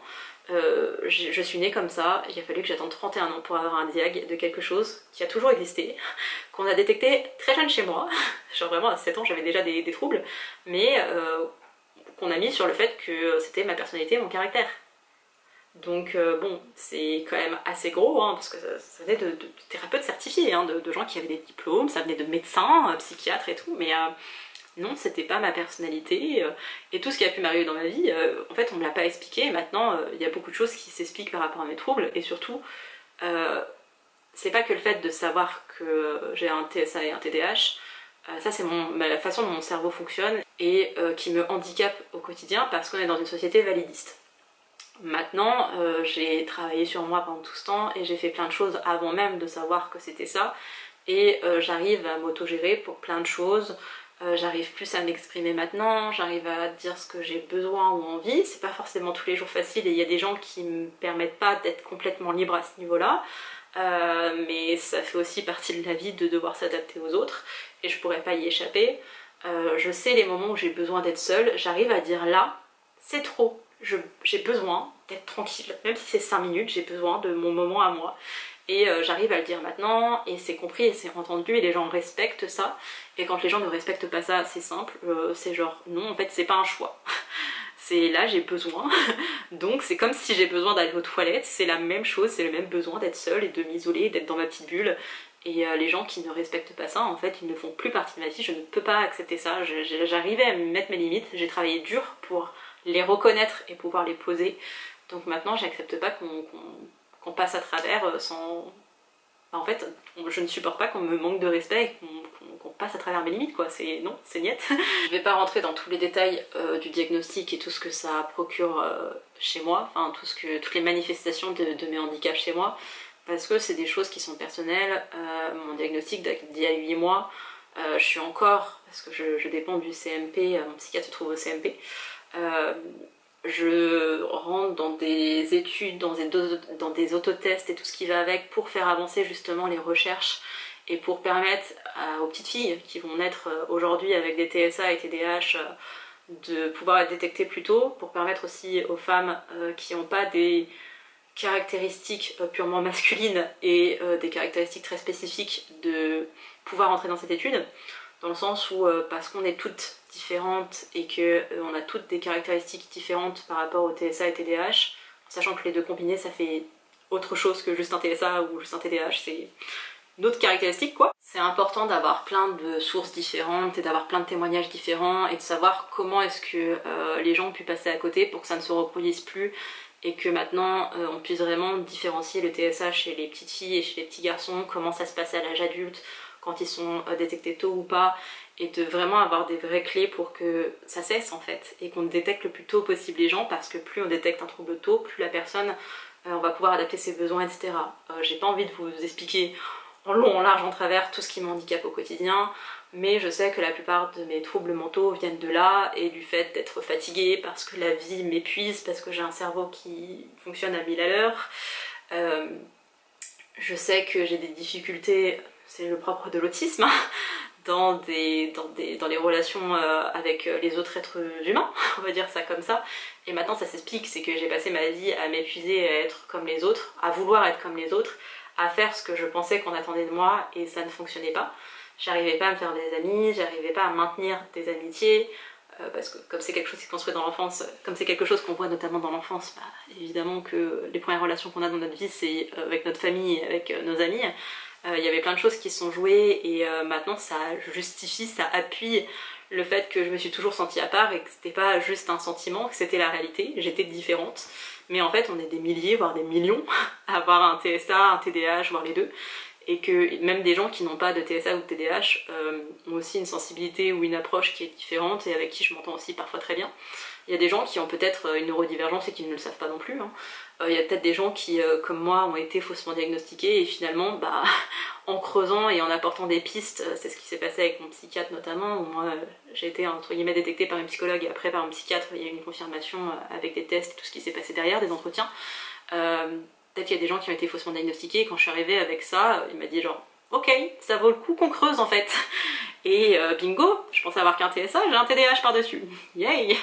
Mais voilà, j'ai pas envie de rentrer dans les détails, sachez juste que j'ai un dossier MDPH qui a été déposé, je devrais avoir des nouvelles en octobre normalement, croisez les doigts, et je verrai bien ce qu'il en est en sachant que la MDPH ne fera pas grand chose pour moi. C'est histoire, c'est plus des démarches administratives et pouvoir adapter mon poste qu'autre chose. Parce que je n'ai pas besoin d'avoir la MDPH pour me reconnaître en tant que personne handicapée.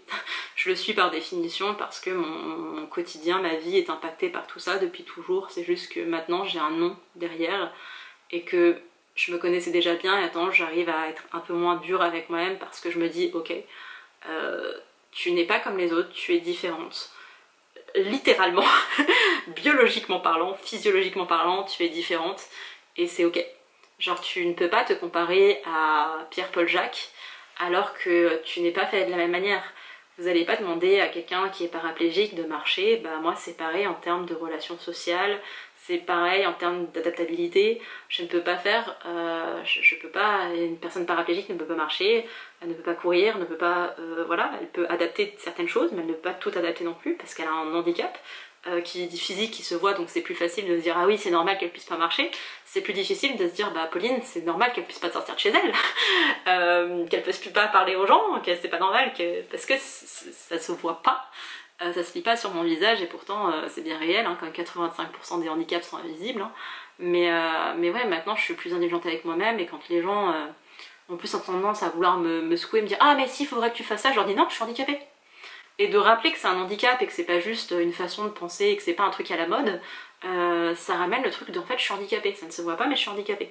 Je suis handicapée des gens, je suis handicapée de la communication, donc non, en fait, je ne peux pas. Je peux pas sortir voir des gens, je vais fatiguer, et j'en ai pas envie, et je vais me forcer à faire quelque chose, et moi, là où toi, tu vas sortir, et le lendemain, voire le soir, ou le surlendemain, t'es en pleine forme, moi, il va me falloir une semaine pour me remettre d'une sortie. Et littéralement, c'est ce qui se passe. Mais maintenant, je le sais, donc quand je décide d'aller voir des gens, je le fais en ayant vraiment envie, je fais cet effort-là, et je sais que ça va me coûter derrière, mais je sais que je passerai un bon moment, ou que je suis avec des gens que j'aime, et je veux faire des efforts avec des gens qui comptent, mais je vais pas faire des efforts avec des gens qui comptent pas.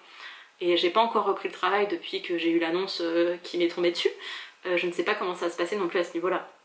Mais voilà, je tenais quand même à le dire parce qu'il y a des différences qui sont des questions de caractère, que vous avez peut-être des centres d'intérêt ou des loisirs qui sont différents de ceux de votre âge, potentiellement, ou de l'idée que vous croyez que les gens ont.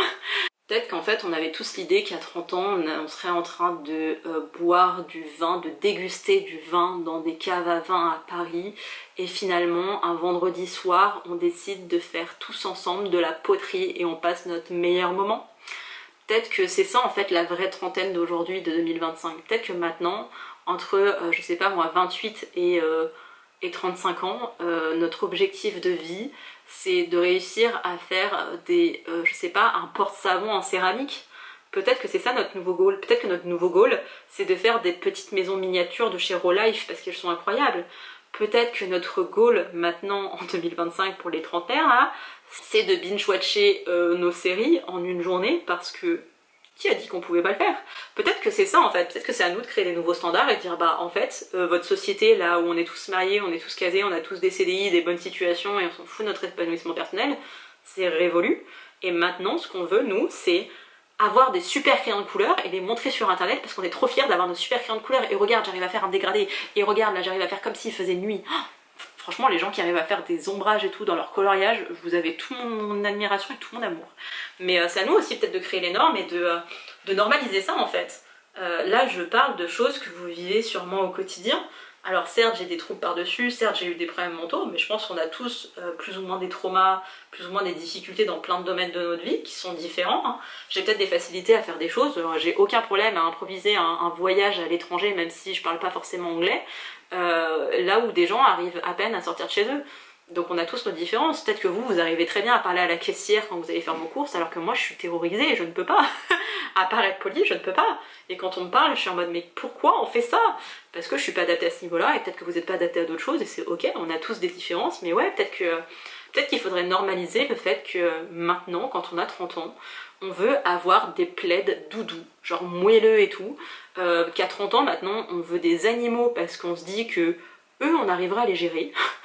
Ou alors c'est eux qui vont nous gérer et nous on paye le loyer, hein. Clairement je suis l'esclave de mon chat. Peut-être que c'est à nous de parler de tout ça pour normaliser ça et pour en fait rappeler que ok c'est bien ton époque papa, maman, c'est bien ton époque papi, mamie, mais les 30 glorieuses c'est fini en fait. Là maintenant c'est la merde. C'est compliqué de trouver un taf, c'est compliqué de savoir ce qu'on veut dans la vie, on a envie de faire des jobs qui nous passionnent mais en fait ça nous rapporte pas d'argent et il y en a marre. On est paumé parce qu'en fait la société change tellement qu'on croit avoir des certitudes et on pense qu'on va dans la bonne direction et finalement on sait pas ce qui est fait pour nous. On nous a vendu un chemin magnifique, vraiment déblayé avec du béton en mode tu suis ça et tout ira bien. T'as voulu suivre ce chemin, finalement t'arrives dans un cul-de-sac, t'es obligé de faire demi-tour et t'as plein de chemins, genre des graviers de partout et t'es là bon bah moi je vais devoir prendre celui-là parce que l'autre on peut plus y accéder. Et c'est hyper compliqué et on a le droit de changer dans sa vie et c'est ok. Et on a le droit de se reconvertir, peu importe son âge, et on a le droit de s'épanouir dans plein de domaines différents. Et moi c'est un truc que je dis tout le temps, genre vraiment quand on me dit si tu gagnes au loto tu fais quoi, je suis en mode bon bah j'achèterais une maison à mes parents quoi, je me prendrais genre un appart ou que sais-je, j'irais voyager et après je passerais ma vie à faire des études. Qui rêve de ça? Mais ce serait pas pour avoir des diplômes, pour pouvoir travailler derrière, je rêverais de juste passer mes journées à étudier, à apprendre des nouvelles choses, à rencontrer des gens, à aller à des expositions, à aller dans des musées, à m'intéresser à plein de trucs. Franchement ça c'est mon rêve. Et moi je m'en fous d'investir et de gagner plus d'argent parce que je les place à la bourse. Moi je suis pas dans ce délire là et peut-être qu'il faudrait normaliser tout ça, de se dire bah maintenant on veut plus d'une... Même en termes d'ambition, on n'a pas parlé d'ambition et de rêve, mais cette vidéo va être beaucoup trop longue, il faudrait que je la conclue un jour ou l'autre. Mais c'est ok d'avoir des rêves et c'est ok de... Vraiment moi j'avais un rêve de vouloir être...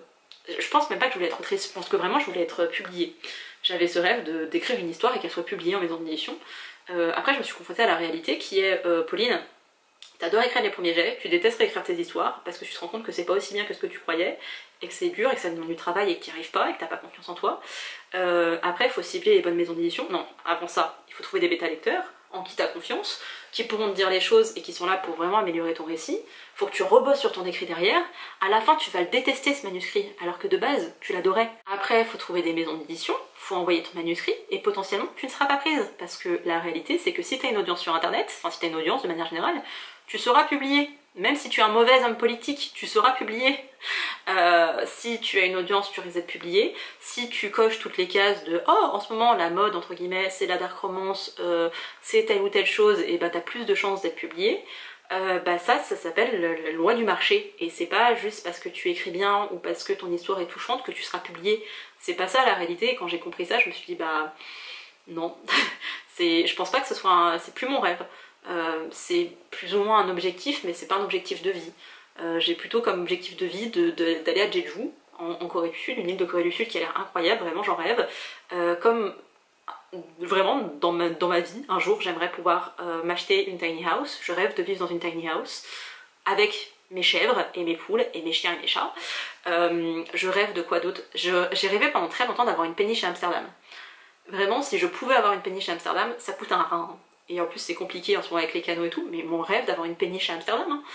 Vraiment dans le Jordan en plus, parce que oui j'ai mon quartier préféré aussi, mais vraiment voilà, ça c'est des rêves, c'est des trucs qui sont atteignables, dans le sens où je dis pas que je vais guérir le cancer, hein, mais ça arrivera probablement jamais, mais c'est pas grave, j'aime bien me dire que bah, ça c'est des trucs qui sont sympas. Par contre j'ai des objectifs dans ma vie, vous voyez, j'ai un objectif d'aller en Corée. Donc ce serait plutôt un objectif qu'un rêve, hein. Mais j'avais pour objectif d'aller en Corée, j'ai pour objectif de retourner à Amsterdam parce que c'est ma ville préférée. J'ai pas encore visité Jeju-do, ok, j'ai pas encore visité l'île, potentiellement il y a d'autres villes qui vont se rajouter, voire toute l'île entière. Mais voilà, j'aimerais retourner à Amsterdam, j'adorerais visiter les États-Unis, j'adorerais faire une partie du Canada aussi. J'aimerais voyager, genre toute ma vie, mais ça c'est des objectifs, c'est des choses qui, si j'économise, si je me donne les moyens, si je laisse le temps et que je m'organise, enfin vraiment c'est faisable. Et c'est ok si mes objectifs de vie ce soit de profiter de mon existence, de pas avoir 300 000 € de côté sur un compte épargne pour m'acheter une maison. Si c'est votre rêve ou votre objectif ou votre souhait, très bien, hein, mais moi c'est pas le mien et on devrait normaliser le fait qu'on peut se prioriser et de se dire bah moi mon objectif de vie c'est de rester en vie.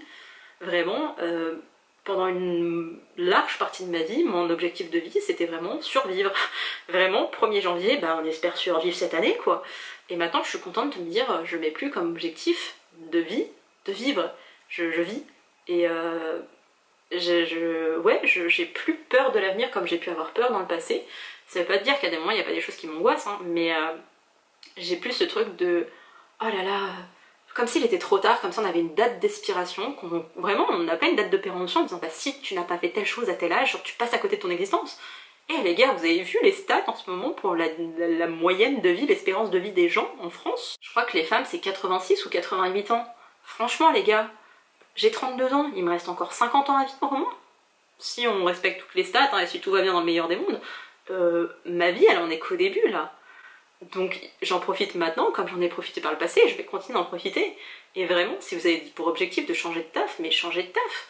Prenez des risques, alors considérez, ou vous réfléchissez, ou vous organisez, il faut pas non plus faire n'importe quoi, mais si c'est des choses qui vous font envie, tentez. Vraiment, vous avez quoi à perdre? Il y a plein de gens qui sont passés à côté de leur vie et arrivés à 40 ans, ils se sont dit bah merde en fait, et changent de vie à cet âge-là. Ou alors ils arrivent à 80 ans, et ça j'en ai connu plein, 90 ans plutôt, qui se disent bah j'aurais aimé plus voyager, j'aurais aimé profiter plus de ma femme, j'aurais pu profiter de... Mais c'est trop tard en fait quand t'as 90 ans et que t'es sur ton lit de mort, c'est trop tard de vivre à ce moment-là, donc vraiment c'est normal d'avoir des doutes et des angoisses et des appréhensions, mais il faudrait pas que l'âge ce soit une limite, vraiment la limite c'est vous qui vous la mettez. Et si à 20 ans vous êtes posé, vous avez votre appart, ou votre maison, ou peu importe, votre compagnon, vos animaux, vos enfants, et que vous êtes bien dans ce schéma-là de la vie, tant mieux. Si vous êtes heureux et si vous êtes en paix avec vous-même et avec les choix que vous avez faits, vraiment je vous souhaite tout le bonheur du monde, mais sincèrement. Le problème c'est que on veut pas tous ça, et qu'il faut savoir ce qu'on veut véritablement. Moi maintenant je sais pas trop ce que je veux de la vie, mais je sais ce que je ne veux plus, et je vis en me disant ça je veux pas le vivre, je veux pas vivre à moitié, je veux vivre pleinement, je veux que... Vraiment je m'étais fait cette promesse quand j'étais adolescente, je me suis dit quand il y a un groupe qui me plaît, que j'aimerais voir en concert, je ne m'interdirai plus de le voir, j'irai faire tous les concerts qui me font envie. Là dans 10 jours, dans une semaine, au moment où on verra cette vidéo, je vais voir Stray Kids en concert. Je suis moins fan d'eux qu'à l'époque quand je les ai connus en 2020, mais je suis trop contente de les voir. Je vais retourner à Paris, je vais aller à l'école de Phoenix, que j'adore, c'est un de mes endroits préférés. Je vais aller manger dans je ne sais pas quel resto, sûrement un restaurant japonais pour changer un peu. Ensuite je vais à une exposition sur Jeju, j'ai hâte. Le fin d'après-midi je vais le passer un peu à l'hôtel, et après devant le Stade de France avec d'autres fans hyper maquillés qui connaissent South par cœur, je vais me sentir larguée et vieille et je vais pas me sentir à ma place.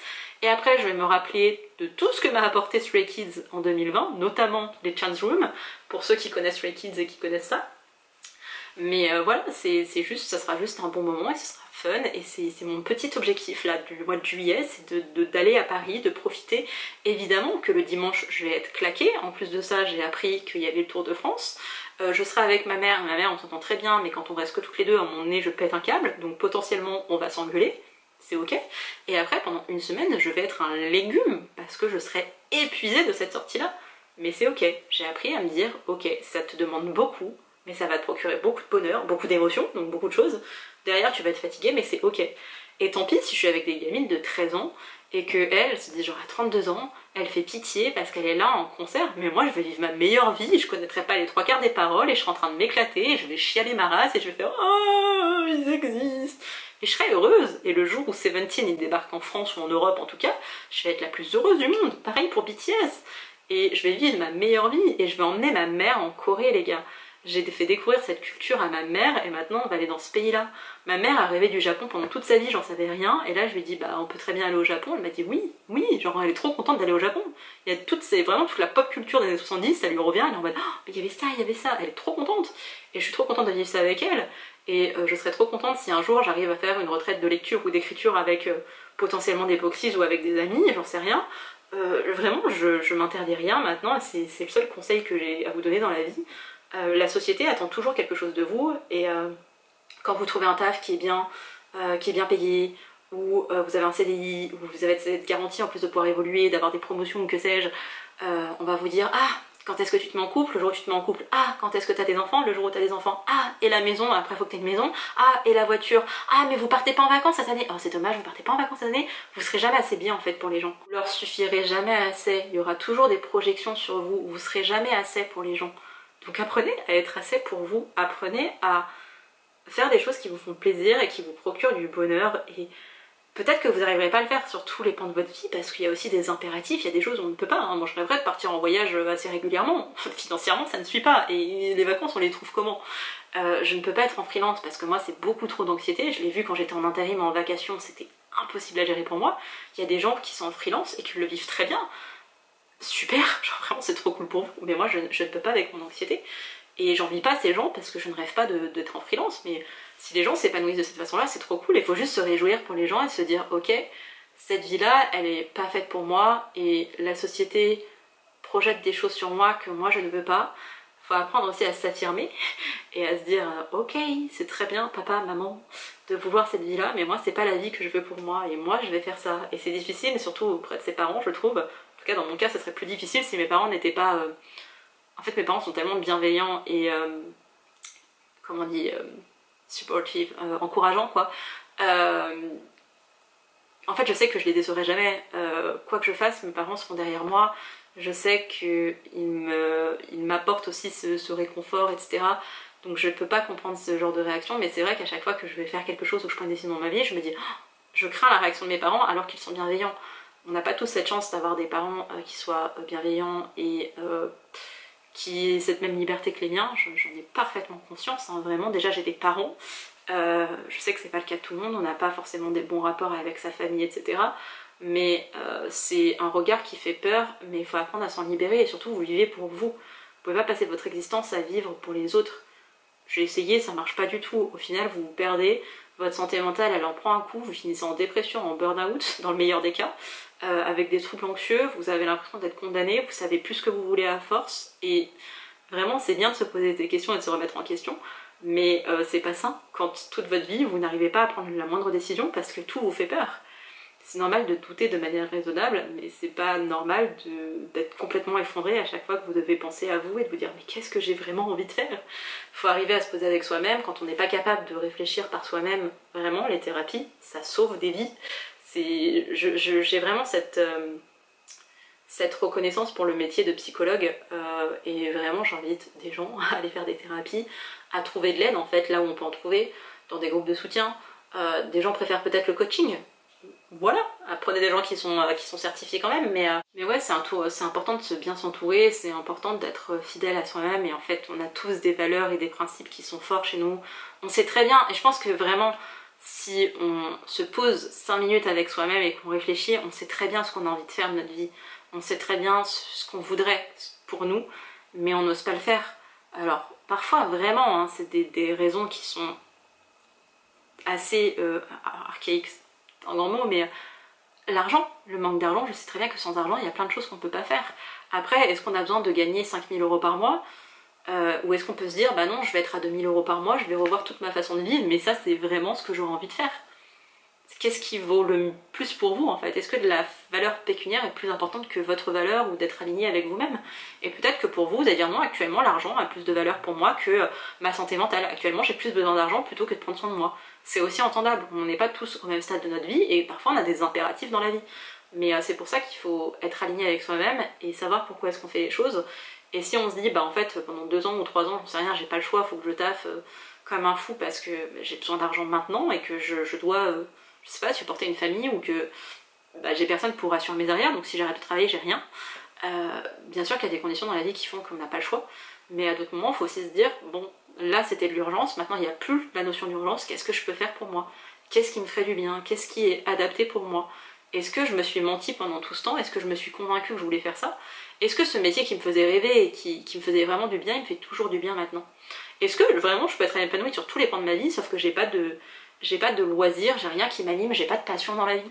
Qu'est-ce qui vous empêche demain de vous dire je vais essayer des choses dans les domaines de la musique, dans le domaine de l'art, dans le domaine de la construction et des maquettes, dans tous ces domaines-là en fait, il n'y a rien qui vous empêche d'explorer. Et peut-être que vous ne trouverez jamais une passion qui vous anime. J'ai eu la chance d'avoir des passions qui m'animaient dans la vie, c'est pas le cas de tout le monde et vous pouvez quand même très bien vivre. On n'a pas besoin d'avoir une passion pour vivre dans la vie. Peut-être que ça aussi c'est trop fantasmé, le fait d'avoir des rêves, de savoir exactement ce qu'on voulait faire de notre vie, c'est faux, hein. On est plein à être largué, genre vraiment professionnellement j'ai trouvé très vite ce que je voulais faire, je suis larguée dans plein d'autres sujets de ma vie, il y a plein de choses où je ne sais pas quoi faire, mais c'est ok, je suis indulgente avec moi-même, je me dis un jour ou l'autre je saurai. Et peut-être que maintenant j'ai envie de faire ce taf et que j'ai envie d'être comme ça, peut-être que dans 10 ans je changerai d'avis, peut-être que physiquement mon corps sera trop fatigué pour faire ce travail-là et je devrais recommencer. Et du coup le travail que j'aime et que j'adore, je vais devoir le changer, j'en sais rien comment ça va se passer. Je peux pas savoir comment est-ce que je vais évoluer, comment mon corps va vieillir, je ne sais pas tout ça. Si je vais être blessée, je pensais pas un jour me faire opérer du poignet au boulot, bah, c'est arrivé, c'est un accident de la vie. Donc voilà, je sais même pas comment conclure cette vidéo, c'était juste un énorme blabla. Sur un peu la société d'aujourd'hui, comment je la vois, et un peu vous donner alors des tips, pas vraiment, mais un peu vous conforter plutôt sur, je sais pas, une sorte d'état des lieux de comment je vois la société, de comment est-ce que j'ai réussi à grandir par rapport aux impératifs de cette société, par rapport à la vie, par rapport à ce que je pensais qui me correspondrait et qui finalement ne me correspond pas. J'ai expérimenté plein de choses, j'ai vécu 1001 vies, j'ai l'impression, et je sais maintenant ce que j'aime et ce que je n'aime pas. Je sais ce que je ne veux pas et je sais plus ou moins ce que je veux. Il y a des choses que je veux et je me donne pas forcément les moyens. Il y a des choses que je veux mais je suis pas capable pour plein de raisons de les faire. Peut-être que ça n'arrivera jamais et je devrais faire le deuil de ces choses-là et ce sera pas forcément évident. Peut-être que c'est juste pas le moment et que ça arrivera un jour ou l'autre, ça j'en sais rien. Mais voilà, je voulais vous faire cette vidéo là, j'en avais parlé sur Instagram, ça vous intéressait. Je suis pas sûre qu'il y aura d'autres épisodes, peut-être que ponctuellement je viendrai, je vous raconterai des petits bouts comme ça, des petites remarques que je me fais sur la vie. J'avais pas forcément lu, donc j'avais pas de quoi vous faire un vlog lecture ou une vidéo par rapport à Booktube, ça reviendra normalement la semaine prochaine. Mais voilà, c'était une petite vidéo blabla. Comme je vous dis toujours, les commentaires c'est une safe place, donc sentez-vous libre de l'approprier. Je supprimerai tous les commentaires qui sont malveillants, tous les commentaires qui permettent, qui sont insultants ou que sais-je. Quand je fais des vidéos de discussion, en tout cas sur les bouquins, parce que c'est la première fois que je fais des vidéos blabla sur ma vie et sur la vie de manière générale, les vidéos discussions, il y a beaucoup d'échanges même entre abonnés, donc n'hésitez pas par rapport à ça aussi. Si c'est des choses plus perso et que vous vous sentez pas forcément de dire devant tout le monde sur internet, ce qui est complètement compréhensible, bien sûr que mes DM Instagram restent ouverts, juste si vous voulez livrer des choses de votre vie, mettez des trigger warnings sur les sujets principaux parce que j'ai pas envie d'être trigger quand je pense lire un message qui me dit « Oh j'ai adoré le bouquin que tu as conseillé » et finalement j'ai un récit de vie d'une personne qui peut potentiellement être traumatisant pour moi. Voilà, je vais vous laisser là, prenez soin de vous, soyez indulgents avec vous-même, soyez clément avec vous-même et on se dit à la semaine prochaine.